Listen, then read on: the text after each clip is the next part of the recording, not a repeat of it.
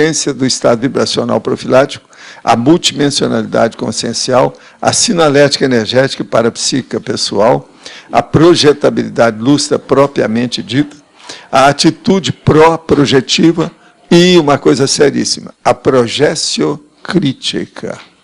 Nós temos aí uma série de logias e dentro da argumentologia nós estamos falando aí sobre as causas da aura projetiva.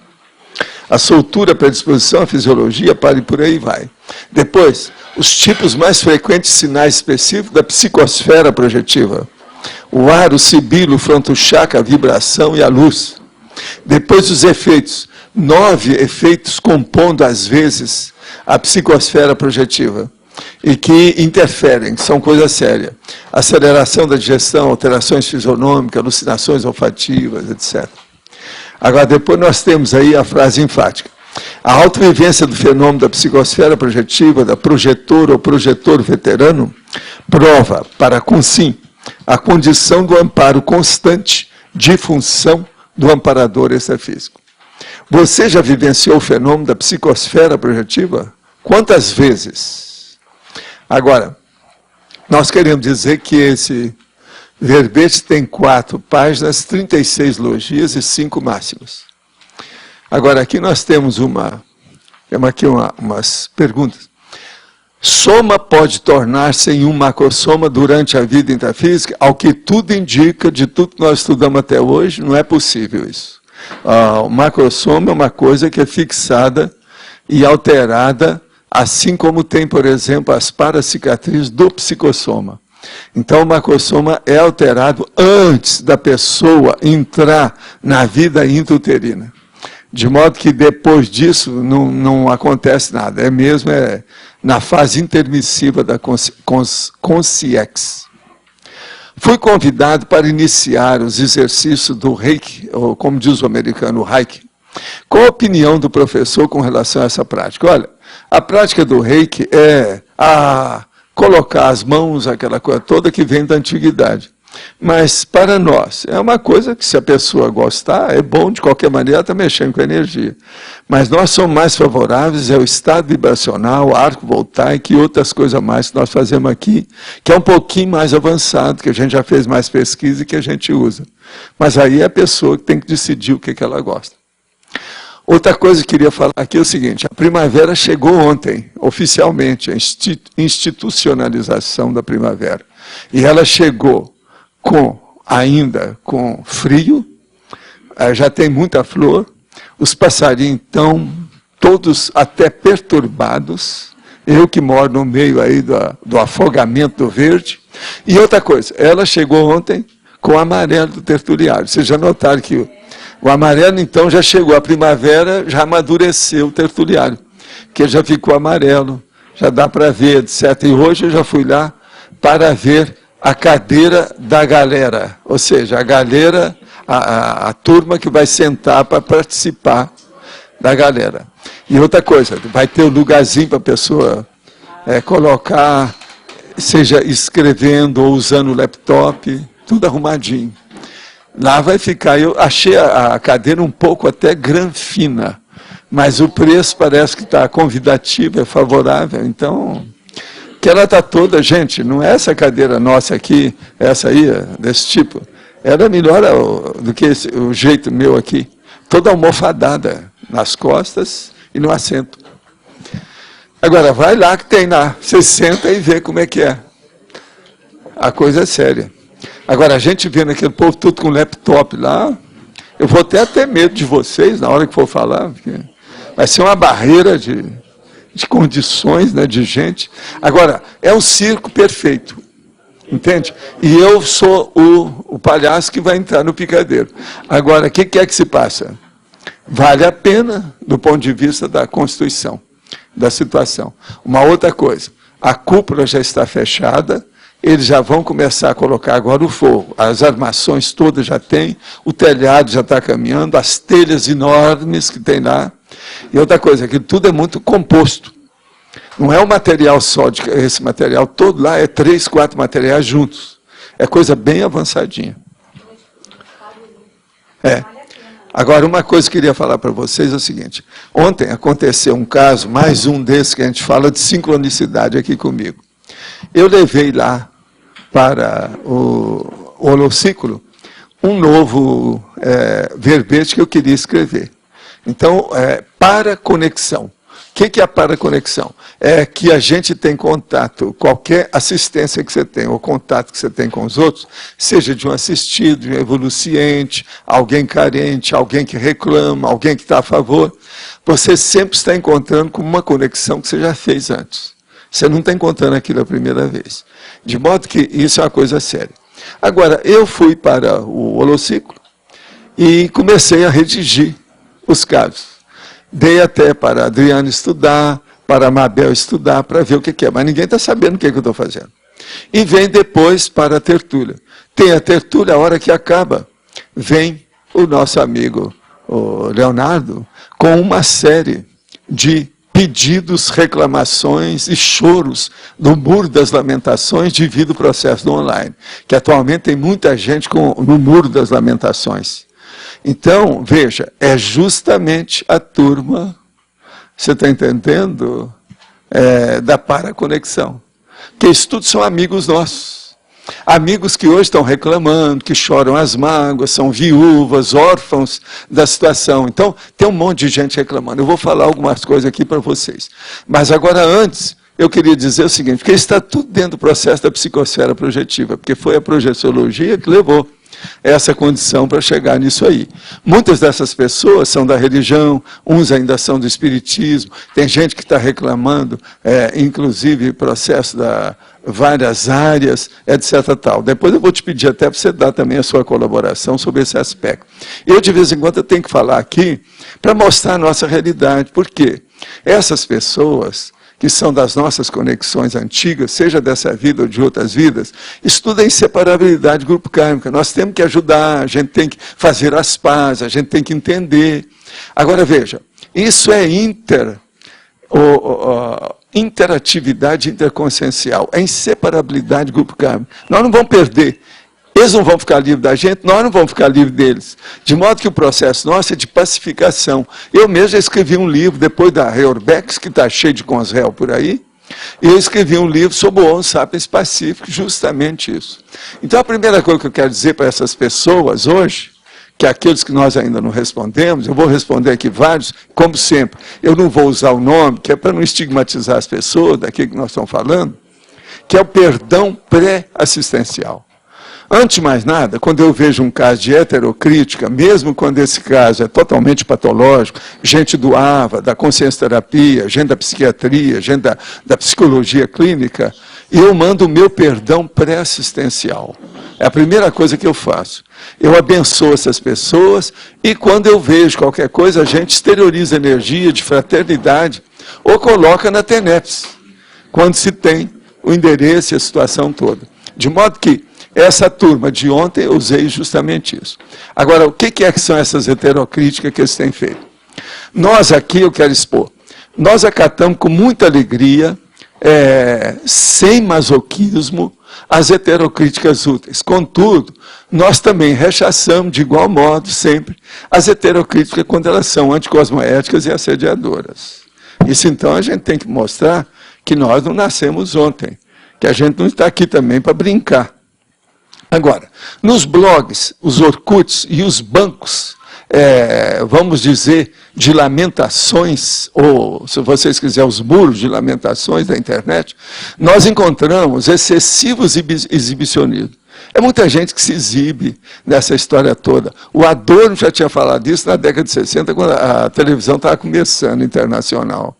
Então, veja, exibicionismo pessoais e grupais de pessoas ansiosas por se afirmarem, empregando, às vezes, corrosivos venenos íntimos, perfídias, calúnias, invencionices, factoides, e ainda, vamos dizer, que são bem inerentes a essas personalidades, nesse ponto, patológicos. Por quê? São verdadeiros assediadores intrafísicos. Elas, em vez, por exemplo, de combater a ideia, elas querem combater quem está veiculando as ideias. É o chamado argumento ad hominem. Então, essas pessoas, eu desejaria que elas viessem aqui, Vem aqui para ver o que nós estamos fazendo, vem aqui para ensinar para a gente o que nós estamos errados, vem ajudar a gente. Não adianta estar tirando pé da distância ou arranjando calúnia se a pessoa não está ajudando. Isso não é assistência. Outra coisa, se é turma da TACOM, que a TACOM é assim, faz aqui uma coisa bonita, faz a exibição pública da santidade e por trás poda tudo, tem cotoveloma, tem mágoa, tem ressentimento, tem tudo. Essa turma está mostrando justamente isso. Eles mostram a TACOM, falam-nos em determinadas condições que isso fica bem evidente. Então, dá uma pena danada desse povo. A gente quer ajudar. Mas agora, o que é que faz? Eles deviam vir aqui e ver como nós somos. Então, eu vou mostrar só algumas coisas, pouco a pouco, para vocês, como é que eu peguei e pincei alguma coisa, para vocês saberem.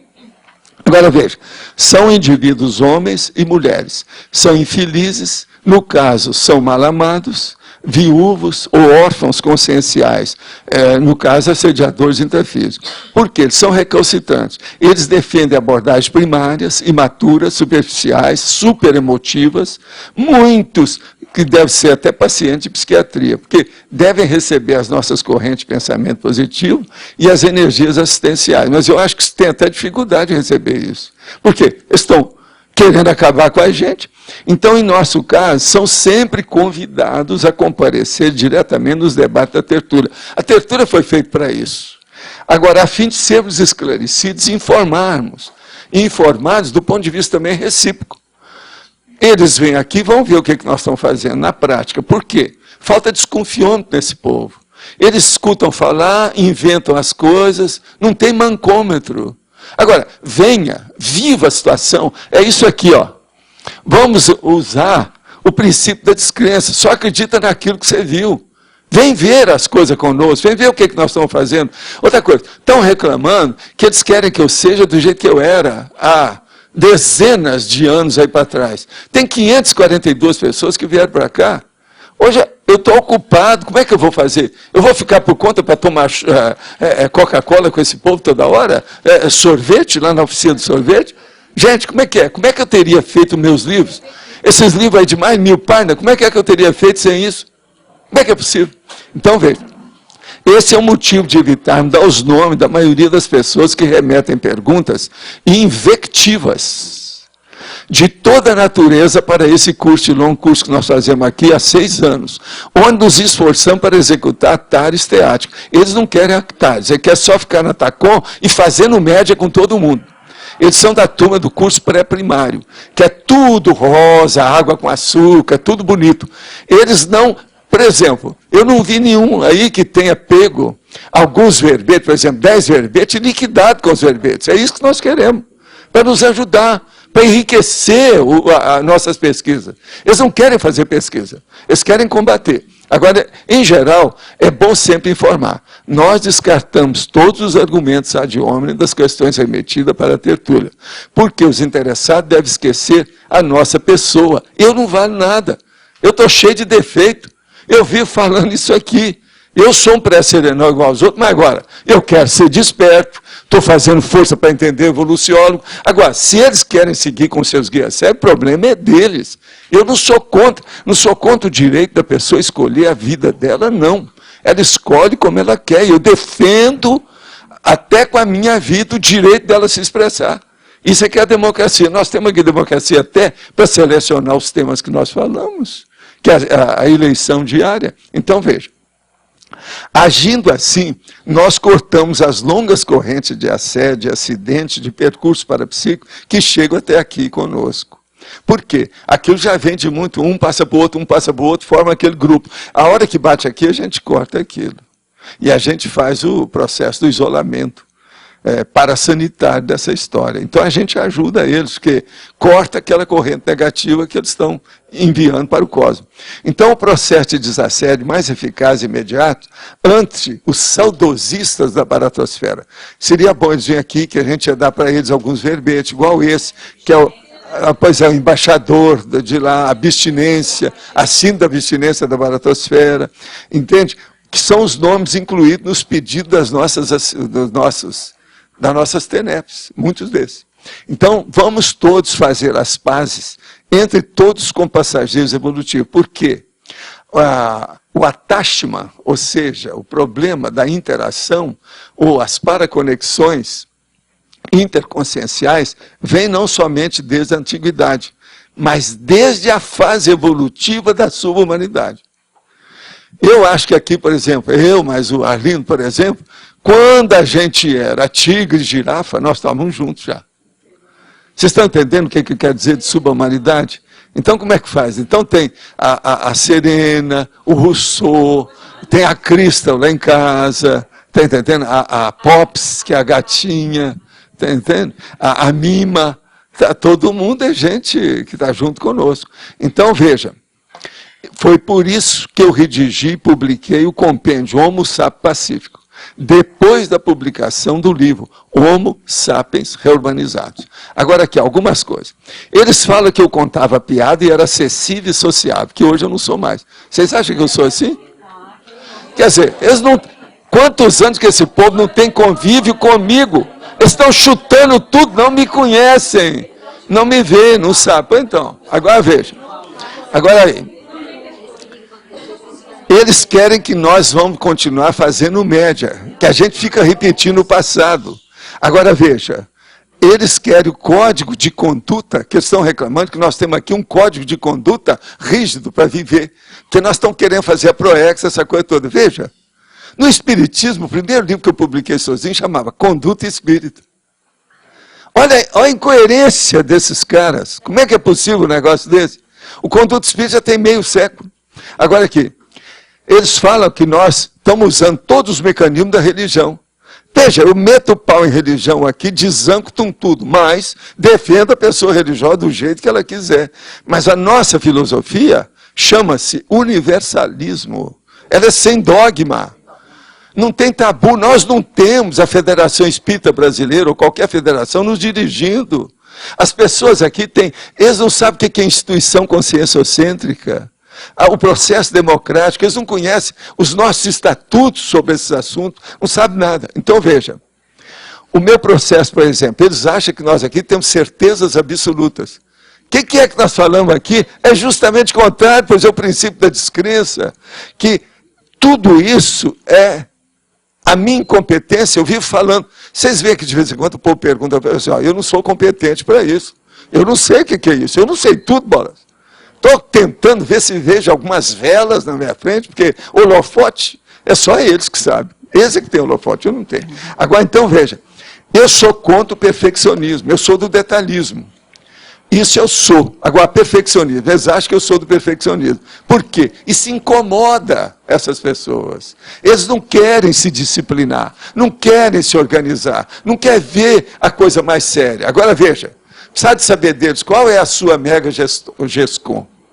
Qual é a sua gestação consciencial que você já fez até agora? Manda para a gente os livros que vocês escreveram, que nós também vamos criticar seu livro. Manda que nós vamos estudar. Se for bom, nós vamos ser a favor, vamos falar. Isso aí precisava. Agora veja, eles não entendem o processo nosso de detalhismo, a técnica de detalhismo. E hoje, por exemplo, nesse verbete tem um detalhe secundário terrível. Eles nunca vão pensar uma coisa dessa. Vocês vão olhar lá, ó, que na página 30, está lá o número 3 da bibliografia, está Associação Internacional do Centro de Autoestudo da Conscienciologia. Os 2 primeiros S's da associação são de outra fonte. Agora veja, isso é terrível, ninguém olha uma coisa dessa. Esse é um detalhismo secundário, mas nós olhamos que é o processo do confort. Agora, outra coisa. Eu sou do princípio da descrença e é o que nós seguimos aqui. Sou contra as religiões de modo geral, porque nós já praticamos a TENEP, que substitui perfeitamente tudo que diz respeito à religião. E outra coisa, não fazemos doutrinação de nada. Uma outra coisa, estão combatendo com tudo quanto é arma a dupla evolutiva. Então, dá nada a vida com dupla evolutiva. E há muito tempo que eu não vejo tanta, sabe, criancice junta. Uma outra coisa, eles são repetidores de vida passada. Eles dizem que nós aqui somos homens tristes, que isso é uma religião de homens tristes. Gente, vocês acham que nós somos tristes? Tem piada aqui todo dia. Como é que é possível isso? Não entendo. Uma outra coisa.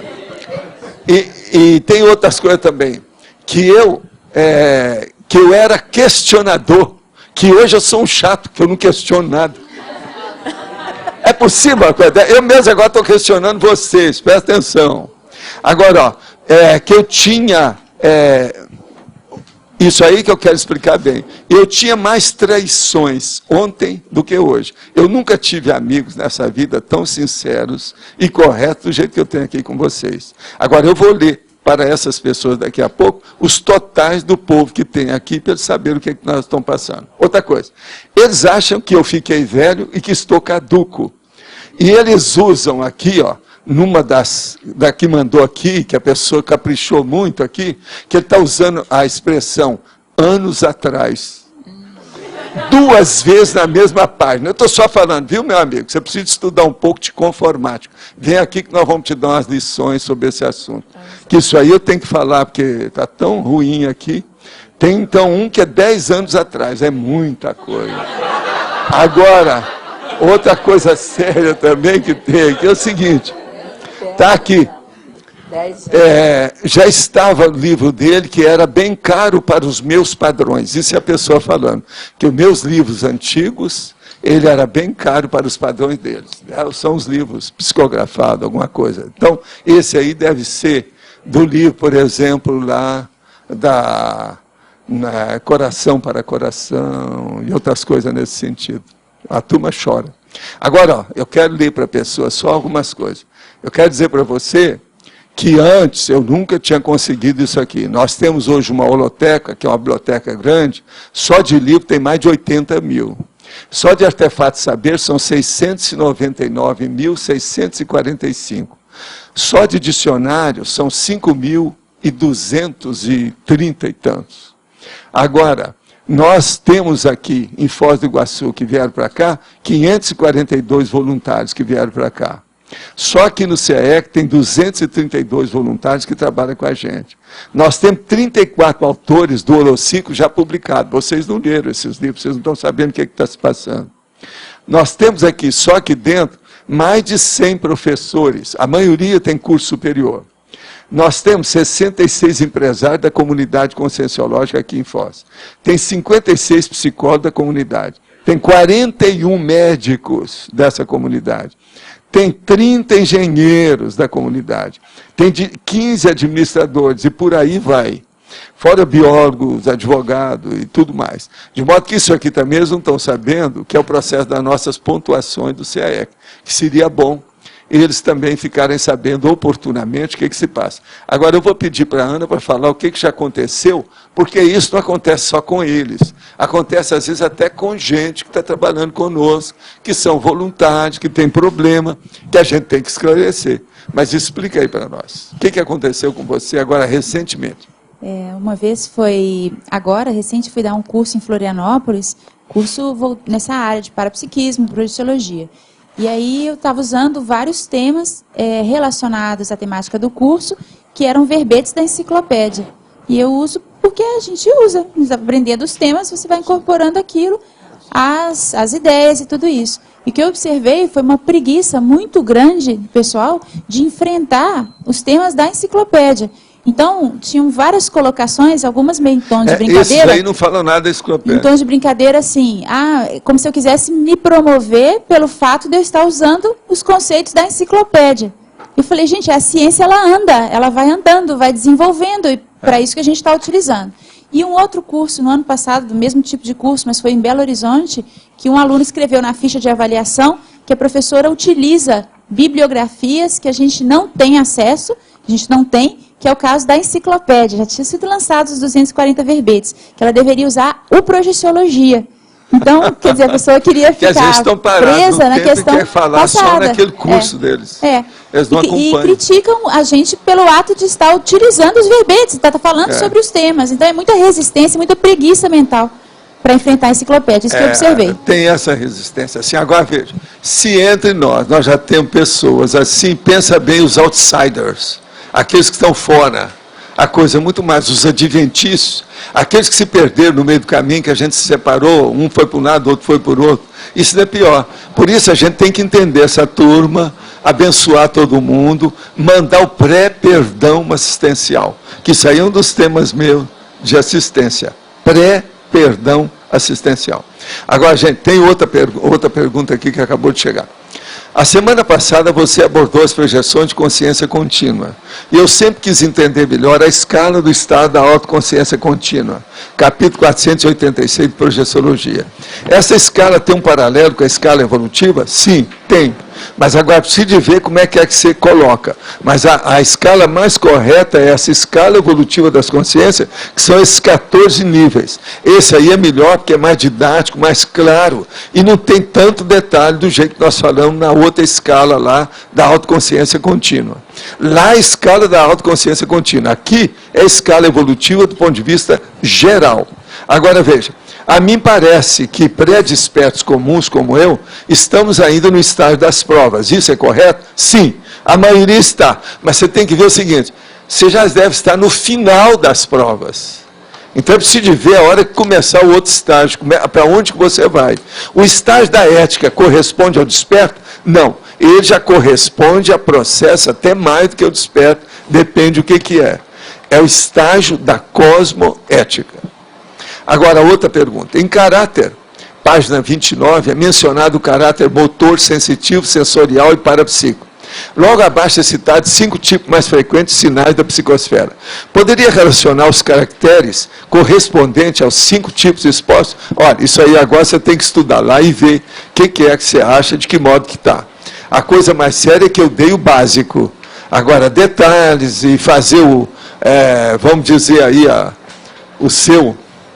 o quadro geral, o algoritmo, isso eu deixo por sua conta, que a gente tem que ampliar aí para ver o que você entendeu. Qualquer coisa, manda o algoritmo que você faz para a Rosa, que ela faz uma geral no assunto e vai dar a opinião dela também. Isso aí é importante para ele. A Rosa é matemática, é doutora em algoritmo. Eu estou falando em fazer o algoritmo tipo médico. Não é um algoritmo apenas matemático, mas é o de objeto objetivo do tema, e não apenas de equações ou de termos de equações, mas termos do mental soma, que isso aqui é que interessa aqui da parte prática também. Agora, esses 5 tipos, o melhor é a pessoa estudar. Eu dei aqui várias listagens para a pessoa ver. Só essas 3 básicas, as causas, os tipos e os efeitos, vale a pena a pessoa pensar, para ver o nível que ela está aí dentro. Professor Valdo? Sim. Na última folha, página 30, na frase enfática, eu gostaria de saber, um projetor veterano, qual o percentual que ele sai do corpo sozinho e qual o percentual que ele sai com o amparador? Depende do nível de veteranismo, ou vamos dizer, de traquejo, de experiência que ele tem, né? O projetor veterano vai chegar a um certo nível que ele faz o que ele quer. Então, vai chegar um ponto que vai ser igual ao serenão. Ele entra e sai quando ele bem entender, sem porta nem janela no corpo. Ele escorrega quando ele quer. Agora, o que se passa? O veterano, quando começa a funcionar mais e começa a dominar os processos da projetabilidade lúcida, ele tem que usar determinados macetes, que são as técnicas iniciais, para ele se predispor, naquele momento evolutivo, a sair do corpo. Isso, cada um tem que criar sua técnica pessoal. Agora, aí nesse ponto, quase sempre, ele vai chegar a um nível, depois de algum tempo, alguns anos, às vezes praticando a tenepse e tudo mais, que ele vai conseguir sair do corpo em qualquer circunstância humana ou física que ele queira. Entende? Então, isso é muito bom. Foi por isso que eu, por exemplo, cheguei até dar aula para presidiários, para eles saírem do corpo, porque estão presos mesmo, não podia sair, o jeito era sair. Agora, depois teve um homem que fazia uma técnica que podia matar as pessoas, que apertava a pessoa. Então, exprimia o psicossoma de dentro do corpo humano. É assim que eles explicavam. Não, você espreme, que salta o caroço. Entende? Agora, isso mata a pessoa. Então, isso tudo foi aplicado, principalmente em presídios do estado de São Paulo. Teve gente que morreu na cadeia. E chegava lá, o médico falava, não, colapso cardíaco, qualquer coisa nesse sentido. Então, isso aí depende do praticante ou da mulher. Entende o que está fazendo? No caso das suas projeções com tal mal que você conta, aqueles casos são devido à assistência? Aquele eu estava com era... projeção assistida, aquele não era só eu. Mas era por causa da assistência que a equipe tinha que fazer. E outra coisa, aí... ali era um processo didático. É como se eu estivesse lá, servindo de cobaia, para expor um processo de uma técnica diretamente com os alunos. Então a situação ali era diferente. Agora, o problema é quando a pessoa é sozinha, é outra coisa. Né? Ela é sozinha. É ela mesma, pela própria vontade, ela que faz aquilo. Agora, veja, quando o projetor se torna veterano, e ele é da assistencialidade, ele, por exemplo, é tenepsista, por exemplo, ele nunca está sozinho. Você está entendendo? Mas, então, a gente está falando sozinho, é quando ele decide sair do corpo. Então, a decisão foi dele. Ele vai ser ajudado, sempre vai ser. É sempre assim. Então, isso a gente tem que ponderar e ver com calma. Entendeu? Cada um. Quem é que está com o microfone agora? Vou aproveitar aqui e perguntar, então. Na página 27, na parafatologia, na última linha, tem assim, atitude pró-projetiva e projeção crítica. Sim. Você dá para relacionar uma coisa com outra? Sim, a atitude pró-projetiva é aquela pessoa que deseja, de qualquer modo, fazer projeção, mas com uma intenção positiva de assistência. Essa pessoa, ela não está pensando só no egoísmo dela, nos interesses dela, ou em todos os caprichos que ela possa ter a respeito de outra dimensão. Ela está querendo ajudar os outros, entende? É diferente. Agora, a projeção crítica é a hora que a pessoa faz a projeção, que é a coisa mais séria. Depois, qual a crítica que ela faz ao fenômeno? Como é que ela examina o conteúdo do fenômeno? Como é que ela vê a natureza daquele fenômeno? Por que é, por exemplo, que a projeção aconteceu comigo? Ela vai perguntar, por que aconteceu comigo?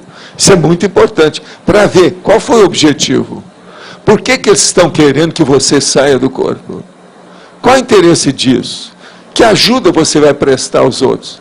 Você vai contribuir para a qualidade, melhor qualidade de vida da humanidade? Senão não adianta nada. Porque a gente veio para usar esse corpo, não é para sair. A saída é paradoxal. Ela é outra condição. Entendeu como é que é? É preciso ter um objetivo muito sério para a pessoa sair do corpo com lucidez, de uma maneira cosmoética positiva. Agora, o caso todo é o seguinte. Gostaria de saber por que o senhor faz ataque ad hominem contra o Chico Xavier, sendo que o senhor deveria falsear as ideias na obra do Chico. Não. O problema todo é esse, não. Eu faço o negócio do Chico, está vendo? Esse aí é dos tais que tem cotoveloma com o espiritismo do Chico. Eu quero dizer o seguinte, o Chico, eu quero falar, claro, vê se me escuta direito. Ele é um completista da TACOM. Agora, quem é que não tem Trafar? Eu tenho, você tem, ele teve. E ele sabia disso. Ele mesmo falava que ele não era Francisco, que ele era um cisco. Dentro do processo dele, que ele era cheio de problema. Agora, eu sou obrigado a falar porque vocês ainda mantêm uma imagem do Chico totalmente errada. Eu ajudei em parte a fazer essa, ou pelo menos permanecer com essa isso aí foi um erro também, mas eu precisava, porque eu já peguei o bonde andando. Quando eu peguei o Chico, eu já estava trabalhando há muitos anos, trabalhei com ele 10 anos. Agora, tudo que eu fiz foi para manter a árvore mística do Chico, para ele virar o santo do Espiritismo, que ainda não havia um santo. Que o Bezerra de Menezes, esse do filme, ainda não é santo, não. O Chico é que foi feito o primeiro santo do Espiritismo. Agora, o que se passa? Ele queria era isso. E outra coisa, é o que a turma faz. Mas agora veja, qual o santo da Igreja Católica que é perfeito? Não existe isso. A mesma coisa, ele, como santo do Espiritismo, ele era perfeito? Não era. Então, a primeira coisa, presta atenção, sai dessa. Eu não gosto de falar nisso, mas agora eu sou obrigado a falar, porque está todo mundo entrando online, eu tenho que explicar que essa situação. O problema todo, meu amigo, é o seguinte, o Chico era uma pessoa humilde, como ele falava, bem simples. Mas, por exemplo, você tem barbeiro que faz sua barba todo dia? Alguém aqui tem? Ele tinha barbeiro que fazia barba todo dia, a maior parte da vida dele, depois de adulto. Lá em Uberaba ele tinha. Ia lá para fazer a barba. Por quê? Ele não gostava de pegar na navalha, ou pegar no agilete, ou aparelho para fazer a barba. Entende? Por quê? Ele tinha problema do passado dele, da auto-retrocognições e coisas dele, de Joana louca, porque naquela ocasião ele avançava nas pessoas e fez mutilação até na cara dos outros. Nas mulheres daquela época. Então, vocês vejam bem como é que é. Agora, eu vou esconder isso. O Chico hoje, eu quero dizer, meu amigo, o Chico está em posição melhor do que eu, do que você. Está ótimo. Ele, logo depois que ele dessomou, encontrei com ele, o Emmanuel esteve aqui, o Emmanuel já está renascido na Itália para trabalhar com o negócio que resta dele de igreja católica, o ranço que ficou. Agora, isso é a minha opinião, a sua você tem. Eu aqui falo o que eu posso. Agora, veja, ad hominem por quê? O Chico nem está aí. Ele é uma personalidade pública, nós podemos analisar do jeito que a gente entender. Ad hominem que nós estamos falando é o seguinte, é a pessoa que eu estou falando aqui de um tema, em vez de você falar do tema que eu estou falando, você vem falar contra a minha pessoa. Isso é o ad hominem. É bom você examinar o que significa as expressões latinas. Está interpretando mal o problema. Agora, outra coisa. Pelo que estudei na Conscienciologia, há muitos conceitos originários da obra do Chico que o senhor utilizou na obra projeciológica e conscienciológica. O que o senhor acha? Não há dúvida que tem, mas não é na obra do Chico, não. Eu passei 214 anos fora do corpo. Eu estudei isso tudo antes de ressomar. E outra coisa, quem estava com o Chico antes do Emmanuel chegar, fui eu, e ele sabia disso. Outra coisa, ele sabia que eu era o Zéfiro. Isso eu só falo hoje, porque eu não podia falar antes. Sem falar nada, criou esse monte de coisa contra mim, que eles falaram que eu era o anticristo, quando eu deixei o movimento espírita. Então, como é que fica? Agora, eu quero dizer para você, já existem centros espíritas no Rio de Janeiro que estão lendo a minha obra da Conscienciologia. Isso é bom vocês saberem, vocês estão atrasados. Já tem gente, depois de 42 anos que eu deixei o movimento espírita, que já não acha que eu sou tão anticristo assim. E nem também acha igual vocês, que acham que eu estou caduco. Vem aqui e vamos ver se eu sou caduco. Em 1966, quando eu deixei o movimento espírita, 20 pessoas foram ao Rio. Eles queriam que eu participasse de sessão de desobsessão, porque eu estava louco. Aí eu falei assim, chama os psiquiatras que vocês têm confiança, e eles vêm aqui. E nós vamos chamar as pessoas para fazer um julgamento isento, para ver quem é doido. Eles não quiseram topar a palavra comigo. Eu desafiei, trazer 5 psiquiatras.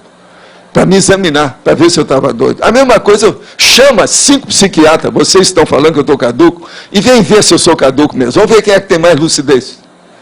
Eu acho que tira-tema é isso. Tem outro jeito, Roberto, que eu posso explicar isso aí? Eu acho que é uma saída. E eu sou do desafio, da energia, da palavra, do estudo, da pesquisa. Agora, ó, companheiro, venha cá, vem cá. Se você tiver dificuldade de dinheiro, você fala que eu vou pedir uns amigos aí que são mais abonados, eles às vezes pagam a viagem para você vir aqui. Você vem aqui e vai ensinar para a gente o que você acha que está errado. Ele é um dos tais que estava falando, esse aqui que está falando aqui. Então seria bom ele vir para nos ajudar. Nós aqui, ó, são 542 pessoas, à sua espera. Nós queremos pesquisar. Olha, tem 17 instituições conscienciocêntricas, tem 75 empresas conscienciocêntricas. Pensa nisso. Se você não conhece Foz, a gente vai te levar para você ver as cataratas, vai ter até um banho de loja da natureza, se você precisar, se você não conhece. É uma boa. E outra coisa, nós recebemos muita gente assim, não é só vocês, não. Tem gente de todo tipo. De modo que, ó, você é meu amigo, igual aquele outro, essa turma toda do grupo aí de vocês. Nós estamos juntos. Nós temos uma inseparabilidade grupo kármica. Perdoo as coisas dos meus trafares, como eu perdoo de vocês. Mas agora veja, vamos trabalhar, vamos pesquisar, nós temos que melhorar isso aí. Não podemos ficar assim. Como é que fica? Agora, nós aqui é o princípio da descrença, pensa nisso. E outra coisa, vamos deixar de ser criança e vamos deixar de ficar com essa preguiça mental, de empurrar com a barriga, a lei do menor esforço. Vamos pesquisar, gente. O negócio está aí. Essa é da turma lá de São Paulo. Tem um deles que falou, o Valdo estuda demais. Ele não serve. Estuda demais. Isso foi o maior elogio que me falaram, logo depois que eu deixei o Espiritismo. Não siga o Valdo, ele estuda muito demais. Quer dizer, então, para esse povo, eles acham que se você estudar muito, você fica caduco. É o que eles estão achando que eu fiquei. Tá certo? Então é bom a gente clarear aí. Agora, tudo é amigo nosso, desde a época que a gente era jaguar, onça, leão e girafa. Entendeu? A coisa é muito antiga. E outra coisa, vai prosseguir, né? Como é que fica? Mas você está vendo como é que é? Você está ouvindo aí as coisas? Outra coisa, será que ele já examinou o Cristo espera por ti? Nenhum deles falou nada disso. Olha, uma boa coisa, hein? Cristo espera por ti. Olha só o que o professor Osmar andou estudando o livro. Ele conhece o livro faz 25 anos. Você está estudando há quantos anos o livro? Pois é. Vamos entrar nessa. Esse livro eles não falaram. Pode falar. Na página 29, sim. Clarividência. Eu queria saber como explicar esse trailer aí. Deixa eu ver. Antes da projeção integral da consciência pelo psicossoma, o praticante pode experimentar a clarividência viajoura funcionando ao modo de projeção prévia, aviso de projeção ou trailer da projeção consciencial iminente, propriamente dita, e atuando, neste caso também, com o fator de rapport ou de intensificação da empatia necessária para os seres alvos visados e situados em outro ambiente intra e extrafísico. O trailer da projeção é aquilo que a pessoa, às vezes, nota uma aura, mas é uma aura positiva. Por exemplo, não é uma aura igual do epilético, que vê que vai ter uma crise. A pessoa nota aquilo que a gente chama o aviso ou o admonitório. É aquilo que vem que mostra determinadas sensações e condições ambientais e energéticas que a pessoa vai sair do corpo iminente daí a pouco. Comigo acontece muito isso. Eu posso estar trabalhando, por exemplo, no escritório, quando eu, a hora que for deitar, agora eu vou sair do corpo, porque tem um serviço fora, porque eu vejo uma consciência perto. Aqui já é um trailer. Eu já tenho a sensação do processo, o que vai acontecer. Agora, hoje eu percebo aquilo que Allan Kardec chamava de mediunidade impressiva. A gente já tem isso aí. Eu tinha entendido que era uma premonição da própria projeção. É isso mesmo, é uma precognição, premonição. Chega a ver a cena. Mas às vezes ela é simulcognição, porque é tudo imediato. Entende? Ela é simultânea. Mas é isso sim, você tem razão. Entende? É mais ou menos por aí. Pode falar. Professor, a gente poderia dizer que a psicosfera projetiva é uma paratecnologia em si? Por si só, uma paratecnologia? Só ela, se você atua com ela, já desenvolve essa parapsicosfera, ela é da paratecnologia. Se você está desenvolvendo, se você está atuando, se você está aplicando aquilo que você tem, não há dúvida que é. Porque ela, de certa forma, é um dos maiores motivadores à projeção, né? Porque você... Não é só motivadores, ela é um dos instrumentos para você fazer qualquer manifestação mais ampla nessa dimensão. Agora veja, quando você dessoma, você também tem uma parapsicosfera sua, extrafisicamente como consciência. Tem que lembrar disso. Outra coisa, você está de mental soma, corpo mental, o paracorpo do discernimento, você também tem energia. Agora, as coisas são diferentes. Se nós já temos problema para analisar a gente nesse corpo com o energossoma, pensa bem os outros. Mas isso tudo existe. Uma outra coisa, você já viu lá no meu livro que eu falo sobre o rastro do psicossoma, que ele vai deixando aquela, igual um cometa. Isso tudo existe. Isso tudo é para a psicosfera. Também seria uma paratecnologia, de certa forma. Tudo é. Agora, a volitação etc. tal. E que o povo tem muita dificuldade. Tem gente que fala que voou fora do corpo, que teve volitação, mas chega aqui, começa a fazer calúnia dos outros, enfrentar os outros, dar conta, eles não volitaram. Se uma pessoa volitou, ela começa a ter mais senso, mais consenso puro, cosmoético, ela vai ter mais discernimento, ela vai ter mais cosmoética, ela vai ponderar mais as coisas, ela vai dar mais seriedade para isso, porque a volitação, ela dá assim uma expansão inicial da cosmoconsciência para a pessoa. Então, por exemplo, ela cura mini doenças do corpo. Quando a pessoa vem, ela vem com tanta energia que aquilo cura mini doenças dos órgãos e sistema do corpo. Então, volitação só, às vezes, já é uma terapia, uma paraterapia. Porque gera, de certa forma, também a reflexão, né? Só o fato da pessoa Pois ter aquela mas experiência. ela vai ficar muito mais reflexiva do ponto de vista pessoal e do ponto de vista do andamento do trabalho dela. Ela vai fazer mais pesquisa. Por exemplo, essa turma que está falando, eles precisavam de fazer a habilitação correta, sem emoção de bicho, mas com discernimento, com intelectualidade, para ver. Aí eles vão começar a entender isso tudo. O problema como é que é?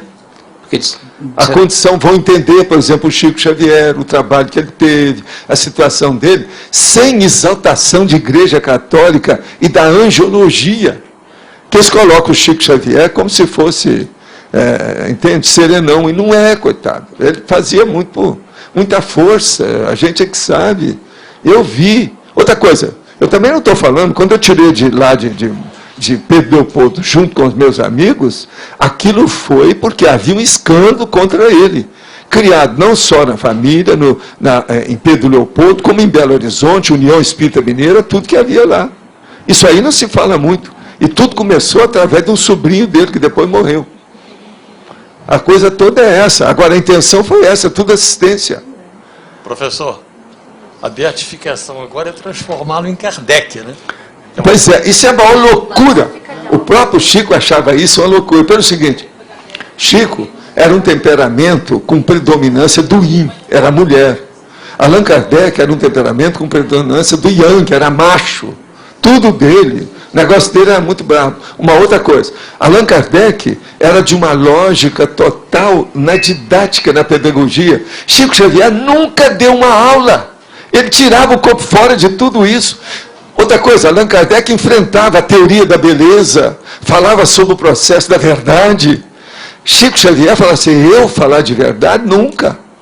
Nem Jesus Cristo não foi falar nisso, eu que vou falar? Quer dizer, nem verdade relativa de ponta, ele nunca expôs nada. Esse povo não entende, não conhece Chico Xavier. Eles viram a aura de santo da história dele só e ficou nisso. Agora, o que vai fazer? Agora, essa própria emoção também dificulta a percepção da psicosfera e a própria projetabilidade, ao mesmo tempo que também dificulta e gera um medo até mesmo no processo projetivo. Agora, outra coisa, é bom também a turma que está ouvindo isso aí saber. Quando eles foram fazer lá o Instituto do Chico Xavier em Uberaba para fazer pesquisa, a primeira pessoa, segundo o que eles falaram, que eles foram procurar foi a gente aqui. E falaram para mim, se você entrar, nós vamos fundar lá o Instituto. Agora, o memorial com pesquisa, que é um verdadeiro instituto de ciência, que eles querem pesquisar a partir da personalidade do Chico. Eu falei assim, eu aprovo tudo, estou aí. Viro garoto propaganda ou velhinho de propaganda de vocês. Agora, veio aí, veja bem, veio o secretário de Educação do município de Uberaba e veio o presidente do Rotary, que estavam ajudando nisso. Eu, atualmente, não sei como é que está o projeto, mas a coisa está caminhando. E eu mesmo dei opinião lá para eles, o que eu achava, que era muito bom o processo de fazer pesquisa. Aonde tem pesquisa, aonde tem cultura, aonde tem educação, eu estou nessa.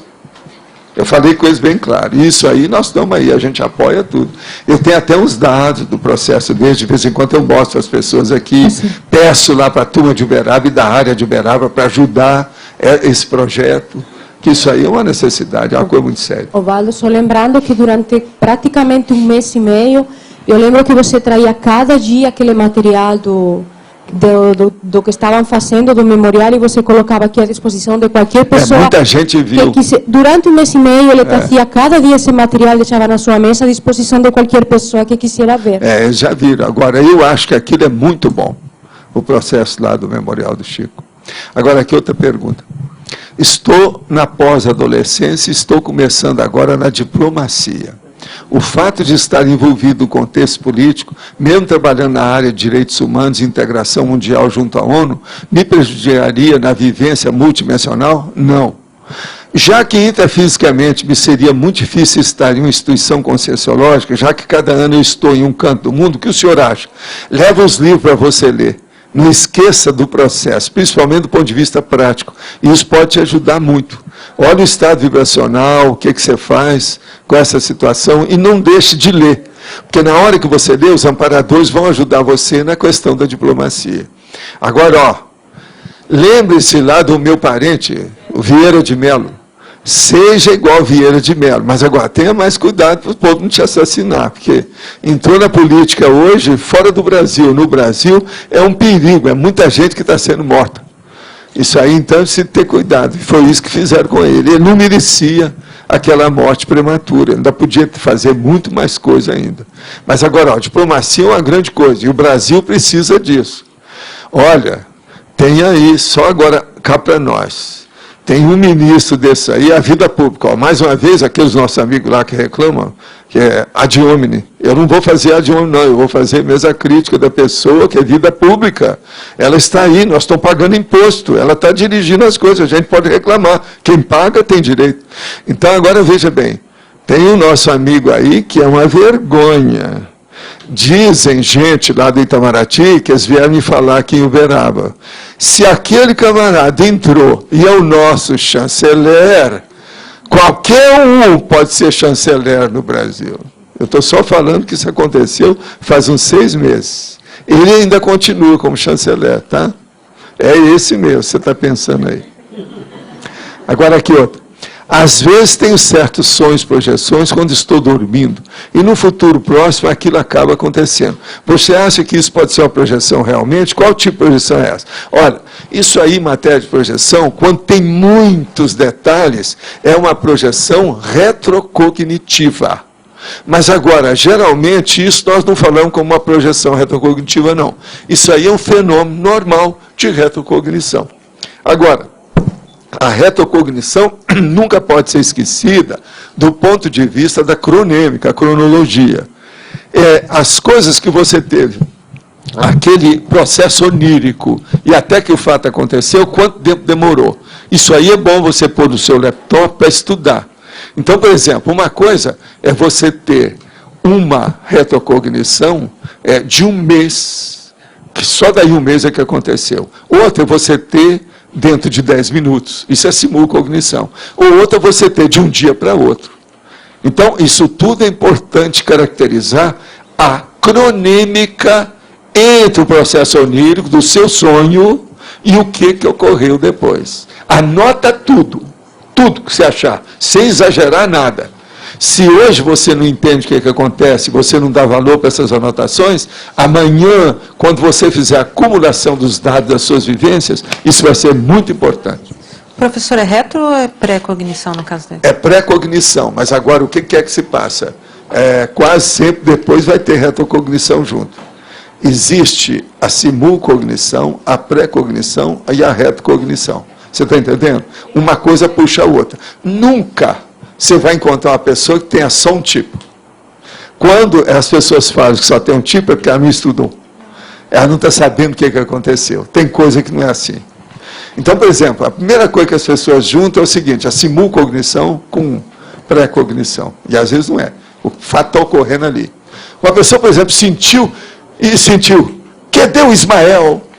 Então, a hora que ele falou isso, eles marcam o horário. Foi olhar, foi a hora que o cara dessomou lá. Isso é simulcognição. Está entendendo? Então tem uma opção de coisa assim, por isso que tem que anotar. Os fenômenos da consciência são complexos. Não dá para julgar futebol e analisar um jogo de futebol, que isso é coisa à toa. Agora, fenômeno mediúnico não é jogo de futebol. A coisa mais séria. Então tem que anotar, ver com detalhes, olhar todos aqueles comprometimentos de todas aquelas variáveis. Tempo, local, figurantes, o elenco que existe, as reações da pessoa, quais foram as coordenadas ou os efeitos, as consequências daquela vivência. Isso tudo tem que ser levado em consideração. Você entendeu aí, né? Professor Valdo, na página 29, Sim. Nos tipos, aí o primeiro tem a percepção do afluxo de corrente de ar. O que tem isso? Como é que é essa corrente de ar? Assim? O caso é o seguinte, uma pessoa, por exemplo, ela está aqui no lugar e todas as janelas e portas estão fechadas. E aparece a corrente de ar. Isso mostra efeito físico. Efeito físico aeriforme, né, de algum modo, alguma coisa. Agora, quase sempre nisso aí tem olorização. A olorização também tem que caracterizar aquilo que eu sempre falei. Pode ser de medicamento ou pode ser de perfume. Entende? Se a olorização chegou e é um mau cheiro danado, quer dizer que tem assédio. Isso é poltergeist. Então tem uma opção de coisinha para ver. O ar, às vezes, é importantíssimo. A caçoila de Garland. Hein? Caçoila de Garland. Lá tem. Lá no livro fala sobre isso. Ele lembrou bem. E aqui nessa mesma linha, número 5, a questão da luminosidade... a sensação de aumento do brilho do nível de luz do cômodo da base física. Mas isso é... Aqui, ó. Essa sensação de aumento, nós podemos fazer de uma tal maneira, por exemplo, no acoplamentário, a gente pode fazer como se fosse um raio de luz que desceu. Sim. Aquilo vem de cima para baixo e ilumina tudo e aquilo fica mais branco. Agora, às vezes isso acontece sem o raio e a pessoa olha, aquilo vai ficando branco, numa brancura que você não está acostumado a ver. Tudo ficou branco. Mas aí é ectoplasmia. Aí já é efeito físico. Aí é ectoplasmia pura. Nesse caso e isso aqui é importantíssimo para ver a psicosfera. Nesse caso aqui, porque a pessoa já está em estado alterado, aí ela vê a Dimené? Geralmente tem isso tudo. Agora, cada caso tem que ver, né, como é que fica. Agora, a luz é importante. Agora, eu quero dizer para você o seguinte, de modo geral, todas essas sensações, em matéria de movimentação, de efeito ou de cor, elas são secundárias. Isso a gente não pode levar isso em consideração. Porque se você começar a julgar energia, lá, a pessoa, com a psicologia dela e o caráter que ela tem, ela vai fazer a cor que ela bem deseja. Ela vai ver aquela cor. É quase que um processo de, entende? De auto-hipnose, autossugestão. Então, isso é preciso ter cuidado. Agora, a movimentação, é preciso ver também com calma, porque às vezes a pessoa confunde os fenômenos físicos com os fenômenos extrafísicos de movimentação. No complementar, por exemplo, uma coisa muito boa que tem é a hora que aparecem mãos. Eles já deixam as mãos assim, ó, como tivesse. É mão superior, porque lá geralmente tem 2 pessoas. Então, se tem 2 pessoas, tem 4 mãos. A hora que aparece a quinta, a sexta, a sétima mão, é porque tem alguma coisa. Então, aquela mão é importante. A pessoa vê que tem os dedos mexendo, tudo isso. Outra coisa, uma mão solta, aquele punho, e isso acontece. Eles fazem a mão de propósito, para fazer a diversificação com a realidade física que está ali naquele contexto. Quando a psicosfera projetiva ocorre, a pessoa deve deitar na cama, ela deve recostar numa poltrona? Onde que ela deve fazer? Não, ela que tem que ver o que é o mais agradável e o que é que ela está habituada. Quais são os hábitos que ela tem nesse sentido. Ela que tem que examinar isso. Valdo, sim. Aqui. Eu queria saber, nessa resposta que você estava dando para a Kátia, como é que a pessoa faz para tirar essa coisa da autossugestão? Ela fazer uma avaliação que aquilo realmente é real. Não, o caso todo é fazer o registro e examinar tudo. Esse registro é o tiratema dela. Entende? Porque o registro é o princípio da descrença. Se você registrou, ninguém influenciou você a registrar aquilo, foi da sua cabeça. Depois você acumulou aquele monte de observações das vivências. E você vai tirar partido daquilo. Fazer o que nós estamos falando, algoritmo, fazer um balanço, um quadro sinótico, enfim, fazer um inventário, a inventariologia da sua vivência. Isso aí você não pode reclamar de ninguém, porque é você que fez. Você está entendendo? Então, vai acabar o processo de autossugestão, um milhão de coisas. Você vai analisar por você mesmo, sem influência de nem segundos, nem de terceiros. Só você. Então é muito importante o processo do autorregistro, do auto-manuscrito, entende? E depois levar para o laptop e fazer o arquivo. Eu insisto mais nisso. E outra coisa, lá, ó. Progestiografia, o número 62 das 70 básicas das especialidades, 70 básicas especialidades. Entende? Muito importante. Você entendeu mais ou menos isso aí? Entendeu? Como é que é?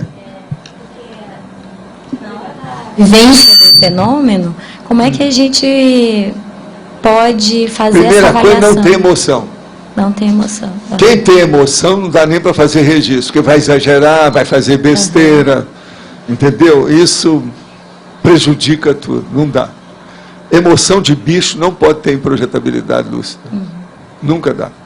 Isso tudo já aconteceu em outras vidas nossas. Devido ao processo de emoção animal, a gente não tem nada aí.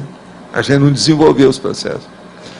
É igualzinho o caso que eu estava falando. Se tiver emoção demais nisso, coisa de religião, processo místico, que é o babaca. Você está entendendo? O babaca, geralmente, é o hebetado, que eles chamam. Então é aquilo, o santo da igreja que vê aquilo e fica estático. Isso é o êxtase. Isso é bobagem. A pessoa ali não está raciocinando. Ela, às vezes, está possuída por um guia cego. Isso é terrível. Ela teria que avaliar, então, o que ela está sentindo naquele momento para ver o que está pesando mais. Né? Sempre avaliar. É autoavaliação o tempo todo. Autoanamnese. Autoanamnese. Autoexame. Entende? Autoconscienciometria. Esse é o caminho. Não tem outra saída. Pode falar. Pessoal, devido à questão da rememoração, a ser mais fácil nesse período, os amparadores podem utilizar bastante esse período como momento de reflexão. Até o senhor comenta aqui que pode durar até 2 horas. Pode. Essa questão, né? Pode. Seria uma possibilidade, uma maneira dos amparadores também estarem mais Não, a maneira comunicantes? deles acessarem, porque do jeito que nós temos dificuldade para acessar, eles têm dificuldade de acessar a gente. Do jeito que nós temos dificuldade de sair dessa dimensão para outra, eles têm de saída deles para nós. Então, o ideal é encontrar no meio. A hora que instala um campo, que a energia amplia e que a psicosfera da pessoa se amplia, ajuda não só o projetor, como o amparador e a assistência do ambiente que está ali, naquele local. Por isso que a base física, a base intrafísica, projetiva, ou tenepsista, ou qualquer coisa nesse sentido, é muito importante. Ela é uma mão na roda, isso ajuda muito o processo evolutivo da paraperceptibilidade da pessoa. Então, cria um clima, um ambiente onde mais facilmente o amparador pode estabelecer essa conexão, até mesmo para um nível de reflexão mais profunda. Né? É isso. É o projetário. Hoje já tem projetário bem feito, como foi feito em Portugal, né?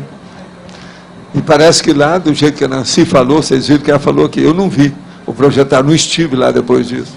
Mas falou que está tudo dentro dos cânones, dentro das metragens técnicas internacionais que a gente andou pesquisando durante muitos anos. Eu estudei isso 19 anos, né? Só ali em cima, né? Para ver como é que é.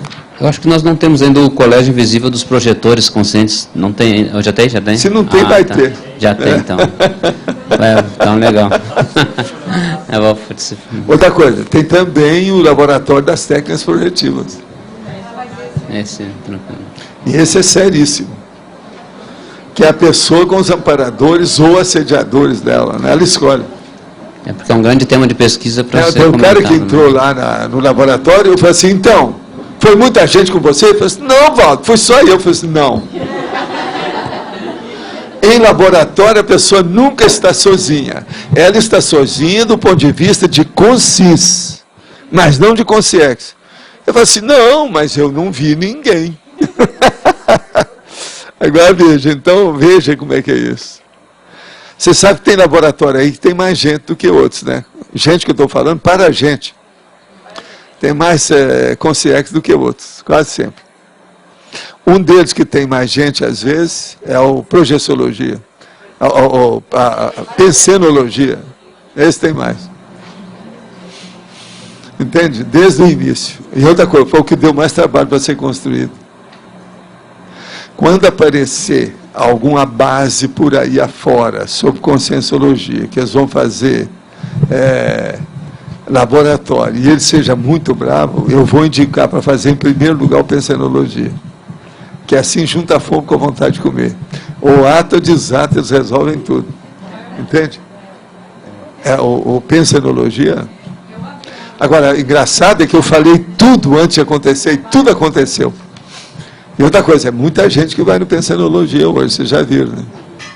Pegou, alguma coisa nele pegou. Tem gente que está entendendo bem a situação.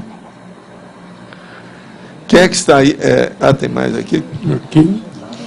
A projeção pode ser terapêutica em caso de síndrome do pânico? Poderia comentar um pouco sobre? O caso todo é o seguinte, a síndrome do pânico quase sempre existe por alguma deficiência íncita física daquela consciência, daquela pessoa. Então, síndrome do pânico. Uma pessoa, por exemplo, que ficou com a amargura a respeito de uma coisa incompleta. Aquilo, então, criou, às vezes, uma condição indefesa. Ela se sente sem segurança. É aquilo que nós chamamos a síndrome da insegurança. Então, uma pessoa, por exemplo, ela arranja a síndrome da insegurança. Ela não tem síndrome do pânico. Mas, lá pelas tantas, os assediadores, ou o povo em torno da casa dela, ou que quer ainda piorar a situação dela, vê que ela está daquele jeito. Então, o que eles fazem? Eles dão uma espécie de choque de energia naquela pessoa, no momento mais crítico, para pegar o busilis, o ponto fraco dela. Então, com isso, ela começa a ter isso que eles chamam hoje de síndrome do pânico. Eu já conheci esse negócio de síndrome do pânico há muito tempo. Era como, naquela ocasião, se chamavam as coisas que hoje a gente pode chamar como pré-surto. Entende? Que é o que existia antes. Era a pré-crise, ou a crise inicial que as pessoas tinham em matéria de assédio.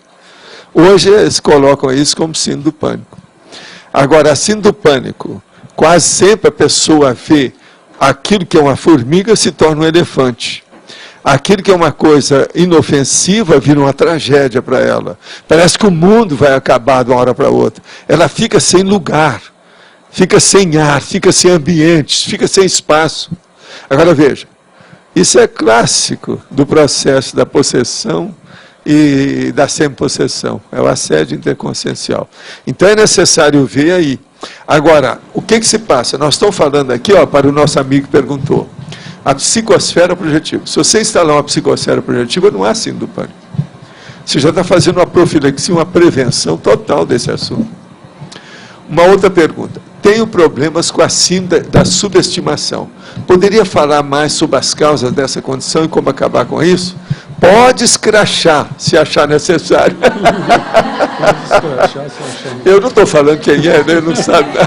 Daqui a gente pode escrachar, porque não sabe. Não, mas olha, você não precisa escrachar, vamos só entender.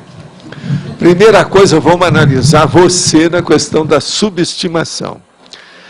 Essa sua subestimação, você tem que responder para você. Eu vou fazer uma série de perguntas, você vê quais são as que dizem respeito a você. Primeiro, subestimação.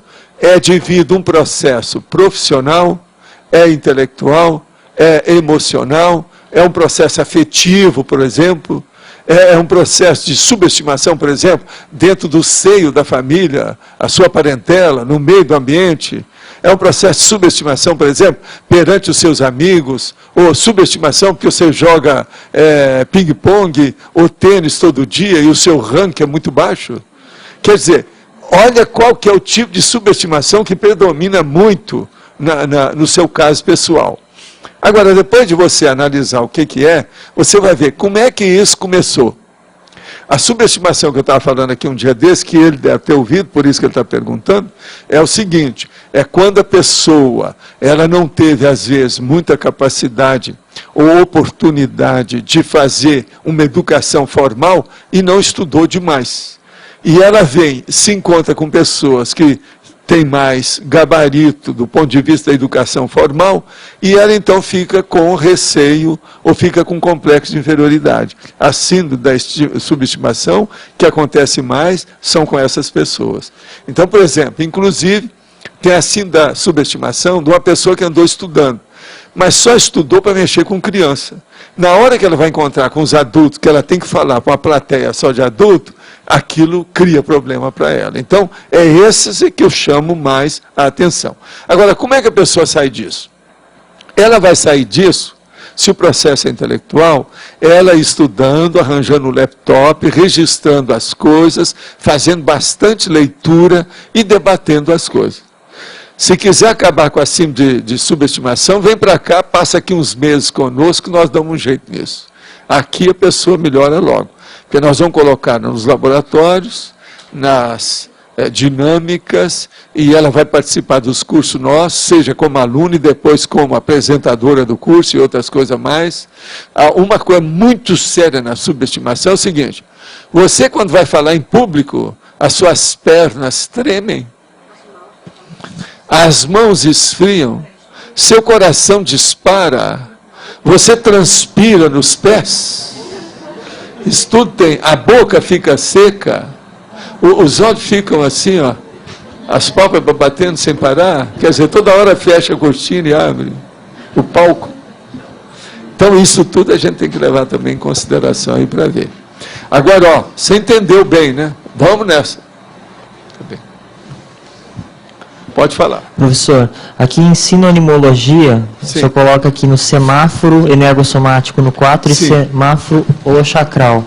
E, às vezes, eu sinto, por exemplo, na dinâmica projetiva, a formação da psicosfera, né, projetiva. Porém, não vai a decolagem. Será que é porque o semáforo meu está fechado nessa hora? Em parte, às vezes, pode ser. Mas agora o problema não é esse, não. A decolagem é autoconsciente, quer dizer, lúcida, que você tem plena noção do que está ocorrendo, quase sempre é a última coisa que a pessoa faz do ponto de vista da projeção, que ainda tem uma parte física. Entende? A decolagem consciente. Por quê? Com a decolagem consciente, a pessoa muda a vida dela. Muda tudo. Ela não vai mais discutir asnices, tolices, criancices. Ela vai levar aquilo a sério.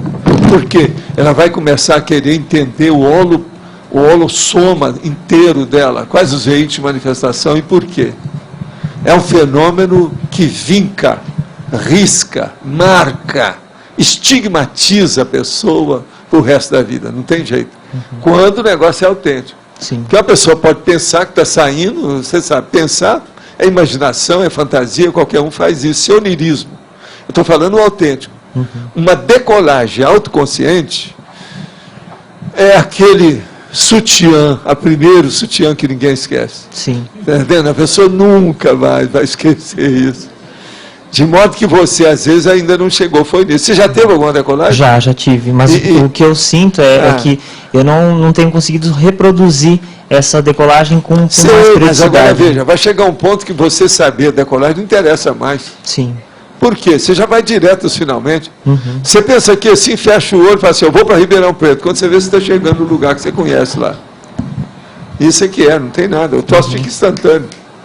Tá certo. A turma aqui tem muita dificuldade de entender, em matéria de fenômeno parapsíquico, o desenvolvimento do próprio fenômeno. Entende? A maioria fica na parte primária, inicial, da soleira da porta.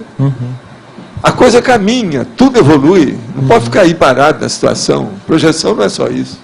Tá certo. Por exemplo, uma pessoa que está estudando a projeção aí, vamos supor, 20 anos. Se ela ainda não chegou nesses dados que nós chamamos da conscienciologia, ela não está fazendo projeção coisa nenhuma, isso tudo é fantasia. Ela tem que estar estudando vários desses temas aí, ó, das especialidades da conscienciologia. Por quê? Isso aí é decorrência do processo da projeção. É a pessoa que tem uma vida multidimensional, interdimensional.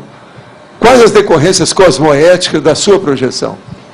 Quais as decorrências, os efeitos, as consequências intelectuais da sua projeção?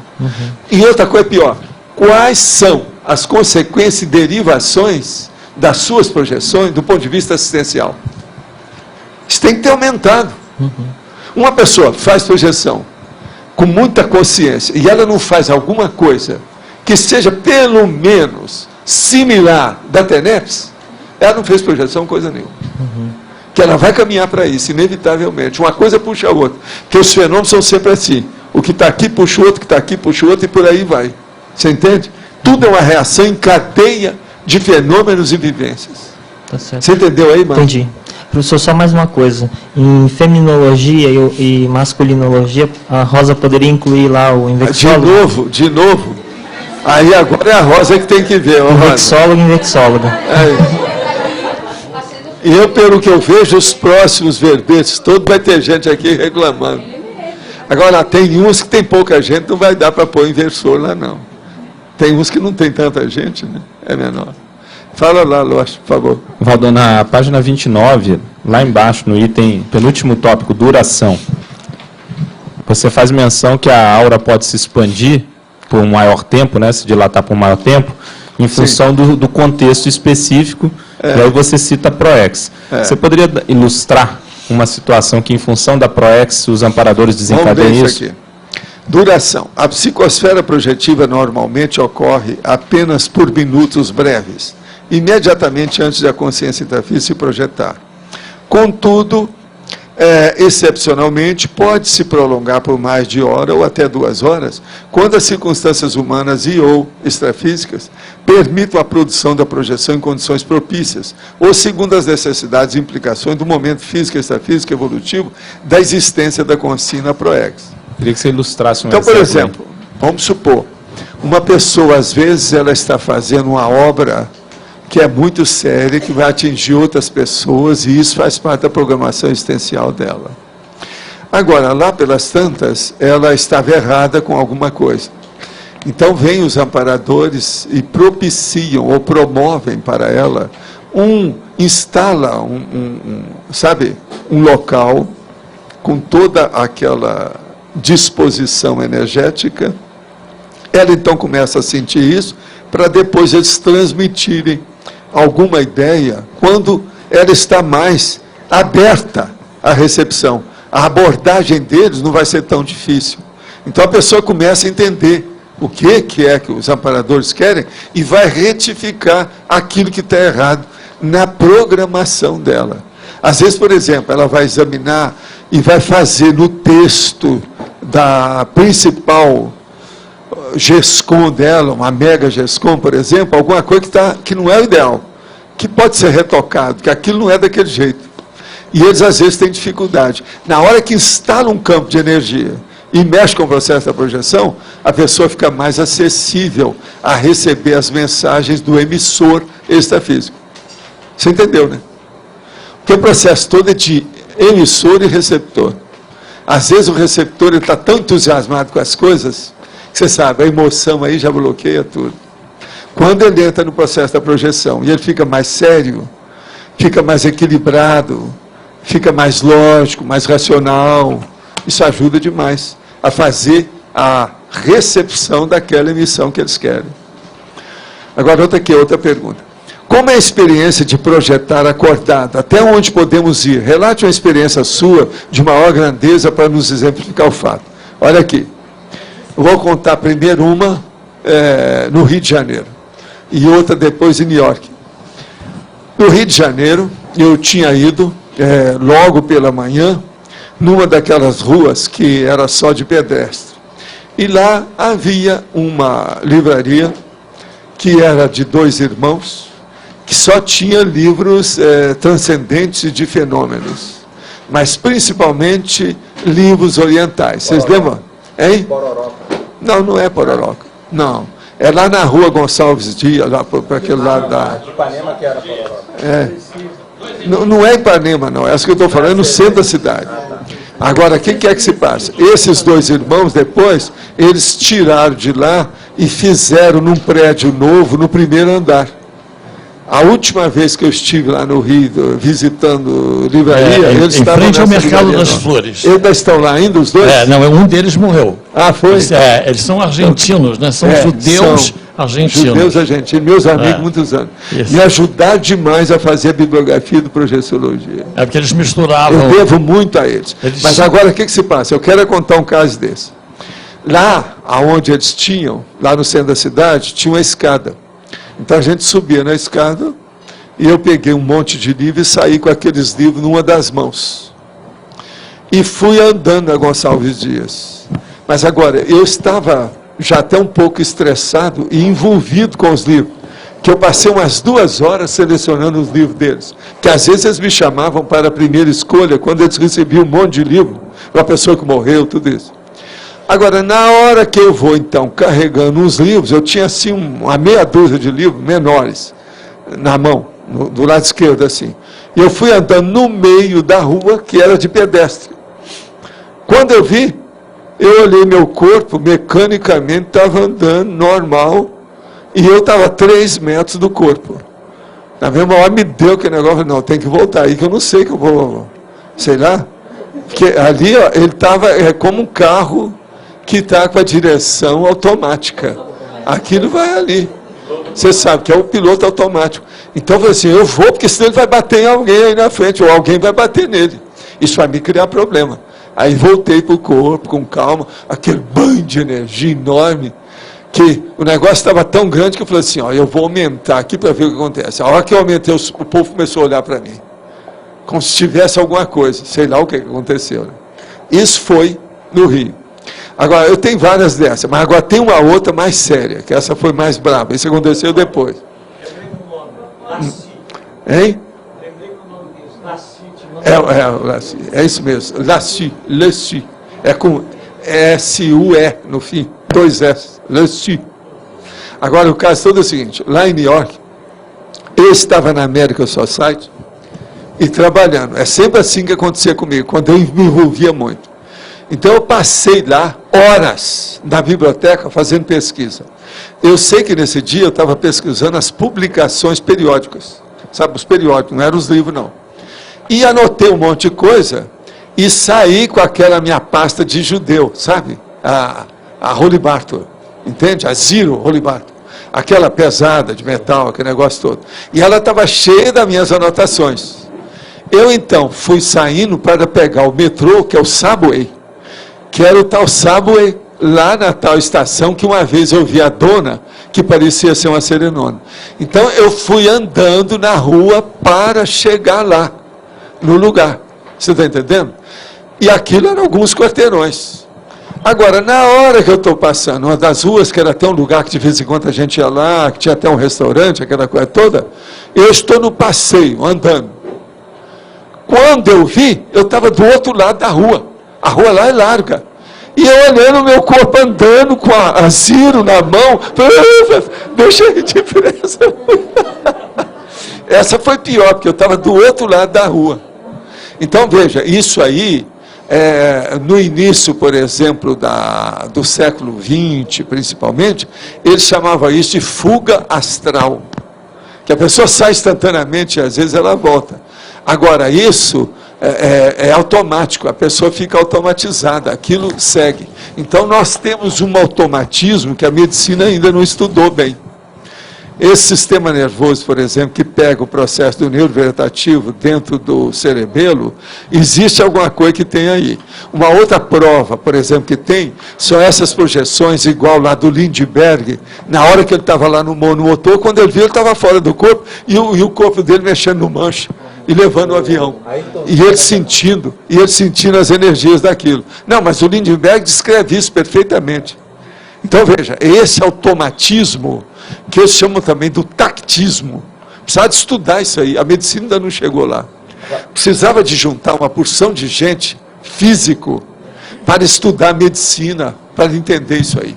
Precisava de entrar físico nessa história. O que falta é físico, a meu ver.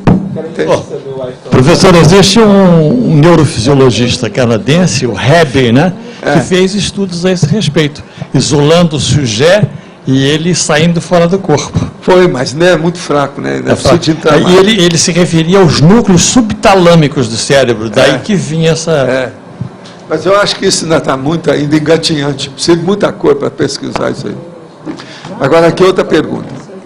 Na página 28, dentro da argumentologia, poderia falar um pouco sobre a culturologia, com exemplo, se possível? Na culturologia, aqui nós demos exemplo, a cultura da projetabilidade lúcida. A cultura da projetabilidade lúcida é essa que nós temos aqui, por exemplo, com os processos, por exemplo, do Instituto, os cursos que se dão sobre o processo da projeção consciente, os livros que nós publicamos, o problema, por exemplo, de todos os laboratórios que a gente tem aqui, inclusive de técnicas projetivas e outras coisas mais. Esses cursos que se dão do ponto de vista prático, que tem aí, inclusive que uma vez uma repórter toda doida foi participar e passou mal, depois ela fez uma reportagem combatendo e desancando com tudo. Isso tudo faz parte da cultura projetiva ou projeciológica. Agora, a coisa mais séria que tem dentro da cultura é a pessoa, você, interessado no assunto, tem uma boa biblioteca sobre o assunto e está pesquisando o tempo todo para ampliar o seu conhecimento teórico e prático do assunto. Então, a culturologia, no caso, é justamente isso. O estudo da cultura da projetabilidade lúcida. Agora, outra. Poderia indicar alguns verbetes correlacionados com o controle da emocionalidade, ansiedade, medo e rememoração necessária? Ixi, como é que nós vamos fazer? Escuta. Isso aqui seria bom alguém dar para ele. Quem é que pode fazer? Pega lá o papel e dá para ele. Aí tem o nome dele direitinho. Esse aí é nosso amigo aí. É só dar para ele. Agora outro. Gostaria que falasse mais sobre a possibilidade de matar ou dessomar durante a projeção. Olha, o processo de dessomar. Uma pessoa dessoma em qualquer posição da vida. Até fazendo cocô. Então é preciso de abrir o olho com isso.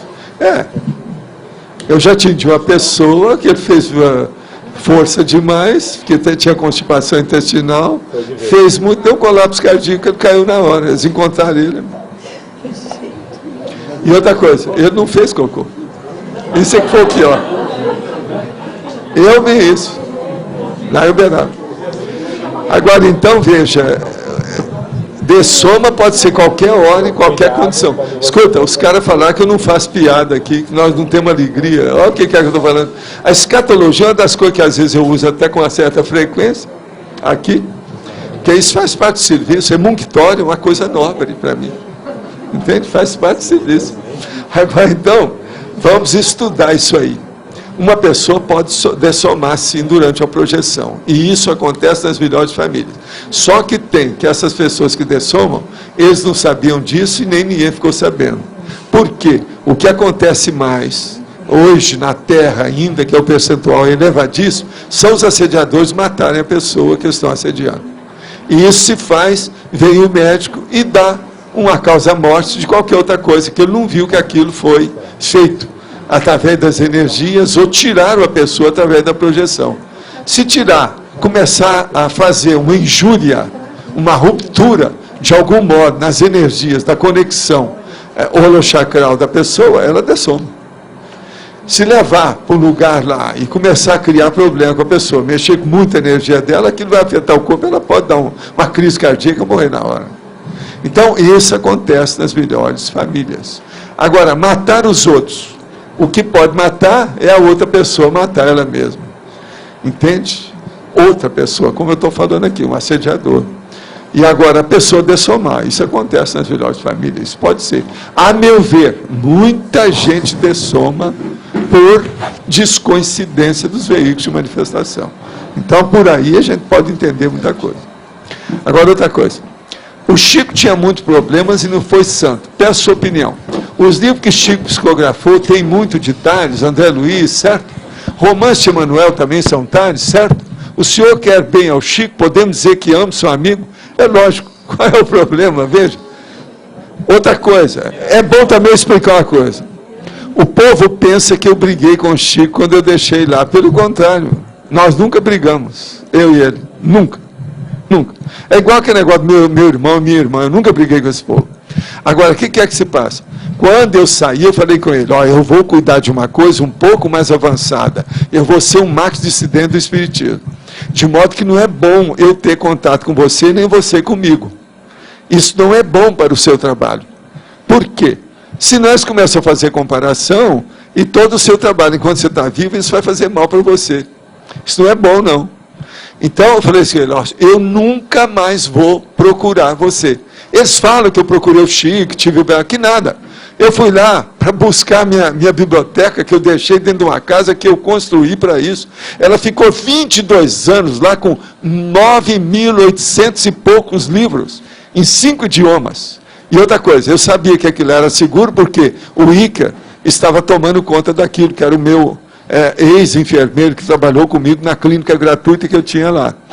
Então, 22 anos depois, eu fui lá e peguei aquilo, os livros que estavam lá. Estava lá a estante que eu ganhei, a primeira estante que eu ganhei na minha vida, da minha mãe, uma estante chinesa, com os livros mais sérios, que era um livro mais raro, que era o bibliotáfio meu, estava tudo lá dentro. Eu trouxe 9.800 livros. A maioria estava bem cuidado, não tinha nem umidade, não tinha nada, mofo, não tinha nada disso. E isso tudo foi lá 22 anos, vamos esquecer disso. Agora, quando eu fui lá para buscar isso, eu também não procurei o Chico. Agora, quando eu deixei o movimento espírita, passou uma temporada, o Chico quis sair da comunhão espírita cristã. Por quê? Ele não se deu bem, ele também era dissidente da comunhão. Ele saiu da comunhão espírita cristã e fez lá esse centro espírita da prece, afastado. do jeito que ele queria, uma coisa menor, para ficar só o trabalho dele. Isso tudo aconteceu depois. Eu nunca, depois que deixei o movimento espírita, em 1966, foi maio de 1966, eu nunca mais conversei com o Chico assim, ó, que aquilo era um trato nosso, para não criar problema para ele. Agora, ó, é bom essa pessoa também ficar sabendo. Antes de morrer, pouco antes de morrer, uma pessoa, meu amigo, que era amigo do Chico, esteve com ele e ele perguntou a meu respeito. Eles deram informações lá para ele. Agora, outra coisa. Os livros que nós psicografamos, por exemplo, do Chico e as mensagens de Emmanuel, a maioria não tem Tales, tudo é Tacom, porque senão as federações e o movimento espírita não admitiam os livros. Tales é tarefa do esclarecimento. Esclarecimento é isso que eu estou fazendo aqui. Lá não podia fazer. Lá é só consolar, é abençoar tudo, falar que a gente era humilde, quer dizer, uma falsa humildade danada, que tem muita gente humilde por um lado e um rancor miserável pelos padres do outro lado. Isso eu vi no movimento espírita que não era fácil. A pessoa muito humilde aqui, falava em padre, ela ia quase, teve gente que chegou a brigar com o padre, brigar fisicamente. Tudo isso eu vi no movimento espírita. Eu não estou falando só de polêmica, não, porque às vezes tem polêmica que são úteis, eu estou até de acordo, que é o processo do debate, a refutação, isso faz parte. Mas lá que eu estou falando é o seguinte, tinha gente que brigava mesmo, danada havia, queria matar os padres. Isso é no movimento espírita. De modo que nós podemos dizer, então, que romance, muitos deles, você pega Emmanuel, por exemplo, e compara com esse romance que o professor ali está estudando. O romance do Balzac tem muito mais informação do que os livros de Emmanuel. Tem ou não tem? Isso aí ninguém pode dizer que não tem. Então é um livro mais técnico, é um romance mais técnico do que o outro. Agora, só para chatear, é um dos mais, de maior platitude e processo místico, só para chatear. Olha o título, Cristo espera por ti. Muito chato. Para aqueles que não leram o livro, ó, Cristo espera por ti. Leia o livro, quem sabe, né? Tem alguma coisa por lá, né? Já que esse povo é do Cristo. Tudo é cristão. Cristófilo, o nome é Cristófilo. Agora outro. Vendo suas experiências de saindo do corpo enquanto caminhava, ficando o corpo no piloto automático, questione se é possível durante a projeção o cérebro somático sonhar sozinho, seu psicossoma, como se o cérebro estivesse... Não, isso é loucura, não tem nada disso. Quando a pessoa sai assim, o cérebro está vazio, não tem nada lá dentro. O problema todo é automático, mas aquilo, devido à energia, à distância, cordão de prata, essa coisa, ele é mandado, o automático funciona. Então, o problema da pessoa é automatizar. Hoje em dia já está provado que uma pessoa é capaz de dormir andando em pé. Ela dorme. Então, veja, isso também é o fenômeno do automatismo natural.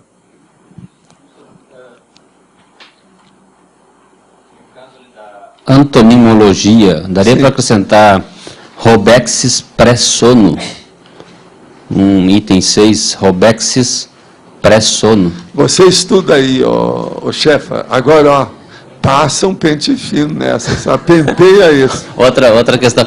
Que é ele, ó, é ele que está falando. Poderia ser também hipnagogia e na sinonimologia colocar hipnopopia lúcida? Na sinonimologia. Não, hipnopompia não pega bem aí. Não é bem. Não, sinonimologia. Não, veja bem, ali nós temos vida humana trancada na antonimologia. Sim. Na antonimologia, vamos lá, vocês estão falando de Robex antonimologia. 6, Robex pré-sono. Tá? Porque vida humana... O Robex não é uma condição pré-sono, o Robex é uma condição existencial. Sim. Não tem a Robex pré-sono. A ideia do pré-sono sem cuidado. Essa aí está fora totalmente. Robex é uma condição existencial. Está distorcendo o conceito. Robex tem nada que ver com isso. Rotina. Você tem que pensar mais, tem que arranjar umas palavras mais adequadas. Essa aí não dá, não. Inventou isso aí, você não... Vamos pensar então. Vamos pensar mais. Se você pensar, você passa para ela. Olha o seu dicionário cerebral. O dele é bom, ele estuda muito. Confio em você. Ó, meu dedão no seu nariz. Professor Valdo, aqui à direita. Pode falar. Essas explorações espaciais, que tipo de amparadores ajudam? São só amparadores da Terra ou tem amparadores também de outros locais? Não, você esquece que eu estive lá no ITA e já trabalhei muito com aviador e todo mundo que mexe com isso. Todos esses camaradas são totalmente envolvidos com o processo de projetabilidade lúcida. Então, a maioria tem gente, tem guia cego, tem o piloto que morreu, que vem aqui ajudar o outro, tudo isso a gente já viu. Então, o negócio é muito sério. Entre os profissionais que existem por aí, de modo geral, os pilotos são daqueles que têm mais contatos íntimos com o processo de projetabilidade lúcida. Até o Santos Dumont insinuou alguma coisa, que lá em cima a gente vê as coisas diferentes, aí embaixo.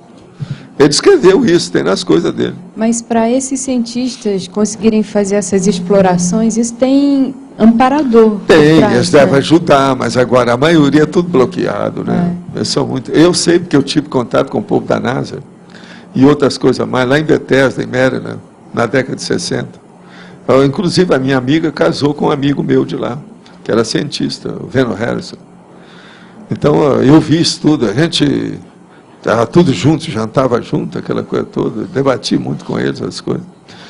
E o ambiente deles era bom, um ambiente físico mesmo.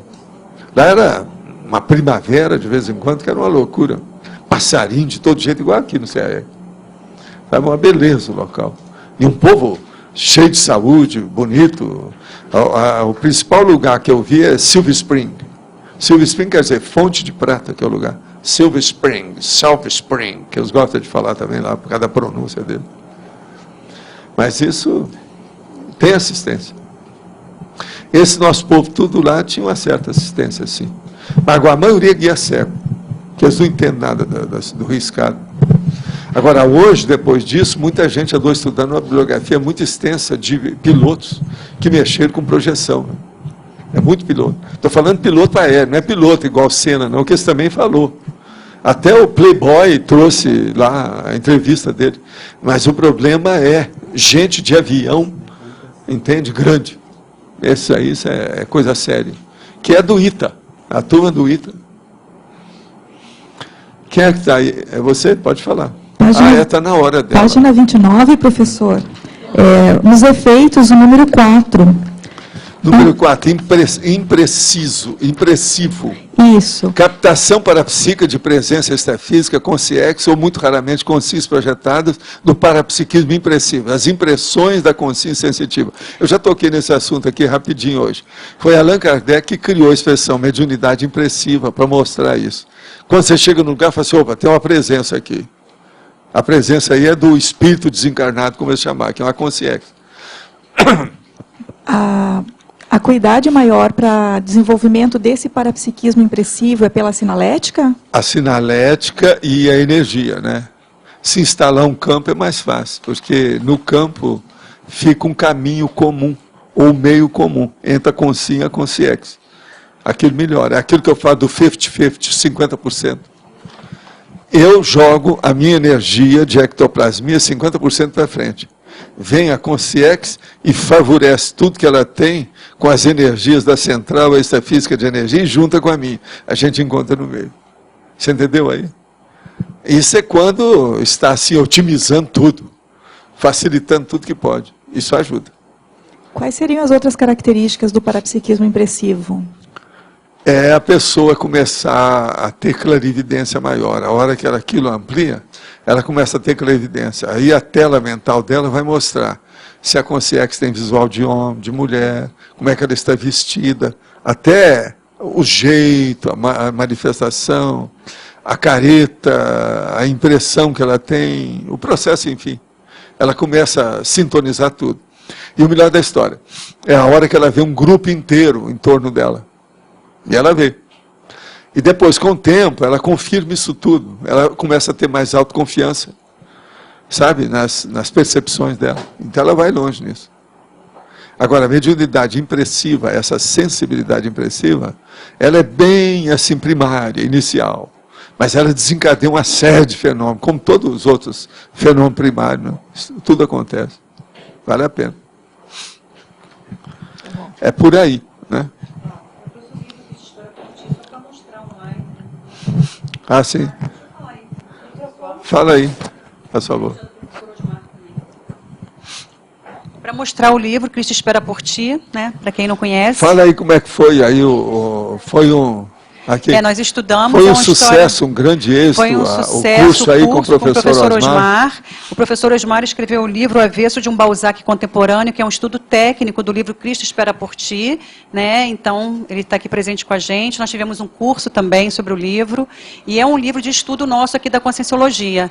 Né? Lembrando que a gente é universalista, que nós estudamos todos os livros também do Espiritismo e de toda a ciência que possa ajudar na Conscienciologia. Mais uma tentativa. Automatismo pré-sono. Automatismo pré-sono. Automatismo. Automatismo. Pré-sono. Isso aí é automatismo, mas é preciso de ver com calma. Vamos ver o que ela estuda lá. Anota o que ele falou e você passa... Pré-sono. Pré-sono. Com a minha aqui. Aí tem que insistir. Ai, que insistir. Não é isso? O negócio é esse. Insista, não desista, senão você não ganha na cena, não é isso? É isso? O caso é sério. Professor Valdo, na página 29, sim, em efeitos. O que você quer?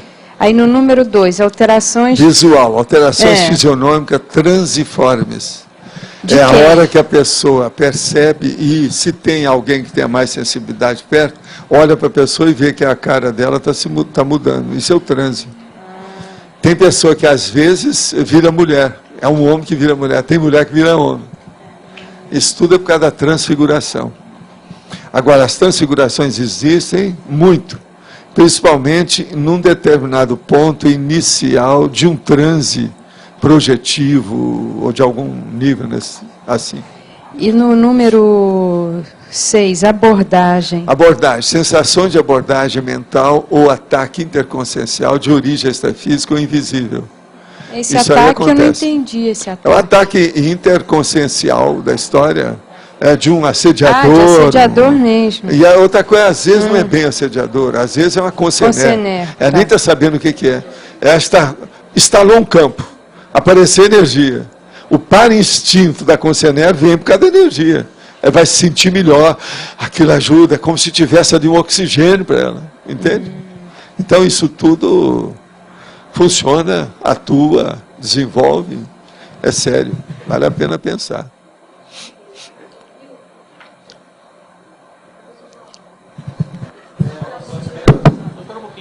Pode falar. Tá. Em relação a essas transfigurações que o senhor explicou aqui para a Kátia, quando a pessoa está com muita energia também, é possível acontecer essas transfigurações? Né? Quando ela tem muita energia que faz isso tudo. Não tem. Escuta, nós estamos estudando aqui a psicosfera projetiva. Psicosfera. Essa esfera projetiva é energia. É a sua consciência com energia. Ela está funcionando. Aquilo fica óbvio, ostensivo. Entende? Okay. É isso aí. Então, essa transfiguração de mulher em homem, homem e mulher, é porque tem alguma consciência junta ou é o próprio... outra, às vezes. Quando a pessoa está muito sozinha, ela está trabalhando em alguma coisa, pode ser que seja o fenômeno do personismo. O fenômeno do personismo é o seguinte, ela é uma mulher hoje. Mas aí ela começa a fazer expansão da consciência, alguma coisa, entra em retrocognição, lembra ou entra em contato com aquela vida anterior, que ela, mulher, era homem naquela vida. Então começa a vir a fisionomia do homem em cima dela. Porque ela começa a pensar igual ele, entra naquela condição, aquilo vem em cima da pessoa. Agora, se não for isso, aí é... Agora, veja, nesse caso, ela não tem um assédio propriamente dito, é um auto-assédio dela. Se ela não sabe nada, então é um auto-assédio enorme. Aquilo cria até problema. É assim que dá, por exemplo, psicografia, psicofonia, tudo feito pela própria pessoa, e é um erro. Foi isso que aconteceu, por exemplo, com Camille Flammarion, entende? Que deu lá o negócio da Gênese, aquele negócio do universo, etc., que está na Gênese de Allan Kardec, que tudo é fajuto. Mais tarde, o próprio Camille Flammarion fez declarações que tem livros sobre isso. Agora, se não for isso, aí é semi-possessão, é alguma consciência que está com ela? Mas às vezes pode ser uma sempossessão benigna, Pode né? ser um parador. De uma pessoa que está querendo fazer uma psicofonia, alguma coisa nesse sentido. Uma que uma incorporação, como o povão fala. Tem disso. Tudo é possível. Ainda tem aqui alguma coisinha. Durante o curso Imersão Energossomática, realizado nesse último final de semana aqui em Brasília, foi percebido pelo professor Alexandre Steiner a presença do Sérgio Vieira de Mello, que o senhor citou há pouco da tertúlia no campo. O senhor poderia dizer se há alguma relação dessa consciência com a conscienciologia? Alguma informação? Não. A única coisa que tem é que na ocasião do processo lá, da explosão lá em cima dele, a gente fez trabalho que muita gente pediu na TENEPS. É a única relação que eu tenho com isso. Outra aqui. Eu sou a farmacêutica doutora que fez pergunta ontem. Eu aceito o desafio de estudar tipo de ectoplasmia. Pergunto, em toda projeção tem liberação de ectoplasmia, mesmo que mínima? Olha, tem coisas difíceis da gente afirmar isso aí. Vamos supor que você tenha uma projeção de mental soma direta. Então não precisa de ectoplasmia do jeito que nós pensamos, porque a situação entra num nível que é difícil até da gente entender. De modo que generalizar isso é difícil. Mas agora o que eu quero dizer é o seguinte, na hora que você instalou um campo de energia, sempre vai lidar com o processo de ectoplasmia. Ou mais ou menos, mas alguma coisa vai ter. Isso é quase que inevitável. Então, pensa sobre esse aspecto, que aí muita coisa pode ser esclarecida. Uma coisa muito séria é o seguinte, essa nossa amiga devia de vir, se ela ainda não fez, era o acoplamentário, né? Isso aí poderia ajudar. Ela já fez? Você conhece ela, né? Então ela já sabe, é a doutora nossa. Como se pode entender o fenômeno do automatismo em que o psicossoma se desloca e o corpo segue no automático em contraposição à questão da catalepsia projetiva, a qual se explica justamente pelo fato do psicossoma não estar encaixado? Uma coisa é o seguinte, na catalepsia projetiva a pessoa não tem lucidez, na outra ela tem, acabou, explica tudo isso. O processo é de autoconsciencialidade. Outra coisa que eu quero lembrar, estenda essa observação para todos os fenômenos parapsíquicos. Todo fenômeno você deve perguntar, ele é anímico, ele é meu, ou ele é parapsíquico? Tem consciência que está me ajudando a sair do corpo, por exemplo. Outra coisa, ele é consciente, eu estou consciente de tudo, eu estava consciente de tudo, ou eu não tinha consciência nenhuma? Então, tem uma série de perguntas que a pessoa tem que perguntar a si mesma, para saber o nível, a condição, a qualificação do conteúdo do fenômeno que ela vivenciou. Esse é um caminho, né? Uma outra coisa, hoje tem alguém que vai fazer algum nada? O que eu quero falar também é o seguinte, que domingo agora nós temos antagonismo midiático. E hoje, na eleição, nós temos 16 temas para serem selecionados que estão aqui. Agora pode esperar um pouquinho aí, nós ainda temos um tempo. Se quiser, ainda tem alguma coisa. Não, tem uma pessoa agora que pediu para dar um recado, Eduardo. Tem alguém mais para dar recado?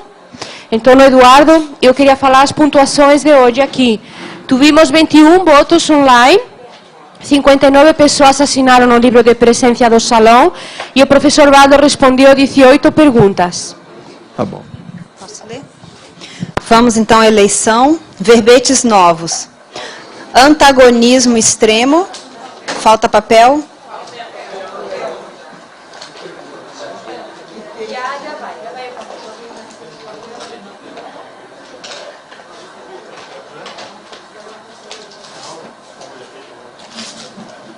Tudo bem? Então vamos lá. Verbetes novos. Antagonismo extremo. Estatística motivadora, estilo exaustivo, incompatibilidade da conscienciologia, poder ideológico, técnica tertuliária, verbetes antigos, antimodelo, banco da salvação, banco de esperma, banco de leite humano, desintermediação, interesse transempresarial, presumibilidade, princípio coloquial, refinamento formal, técnica da cesta.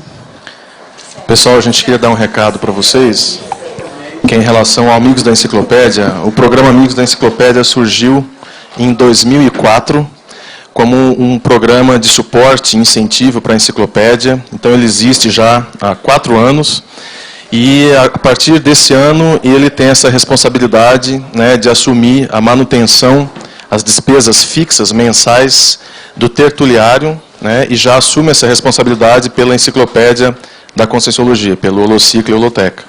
Então, esse é um convite a todos que estão assistindo a tertúlia, a todos que moram em Foz do Iguaçu e fora de Foz do Iguaçu, e também quem mora fora do Brasil, para aderir ao programa Amigos da Enciclopédia. Tá? É um valor de R$ 60,00 por mês, durante 1 ano, e a pessoa se torna, então, um responsável direto nesse suporte para a enciclopédia da Conscienciologia e para a estrutura que está por trás dessa enciclopédia, que é uma estrutura grande, uma estrutura de internet, de energia elétrica e toda uma série de despesas que envolvem, inclusive, funcionários e uma série de outras questões aí. Então, todos estão convidados, podem fazer o contato direto aqui no CAEC, no telefone do CAEC, ou mandar um e-mail para o amigos@enciclopediadaconscienciologia.org, tá bom? Lembrando que hoje nós somos 271 amigos e a nossa meta é chegar em dezembro com 450 amigos. Então, quem está na dúvida, quem precisa renovar o programa, faz contato com a gente e a gente vai tentar agilizar o máximo possível essas renovações. Muito obrigado.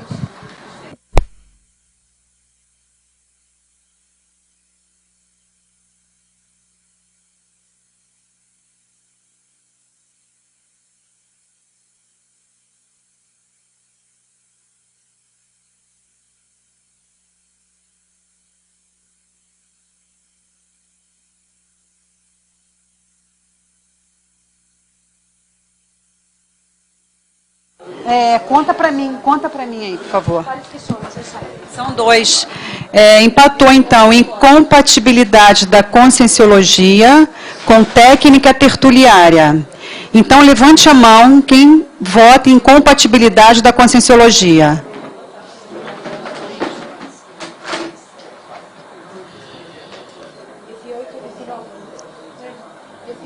E agora, técnica tertuliária.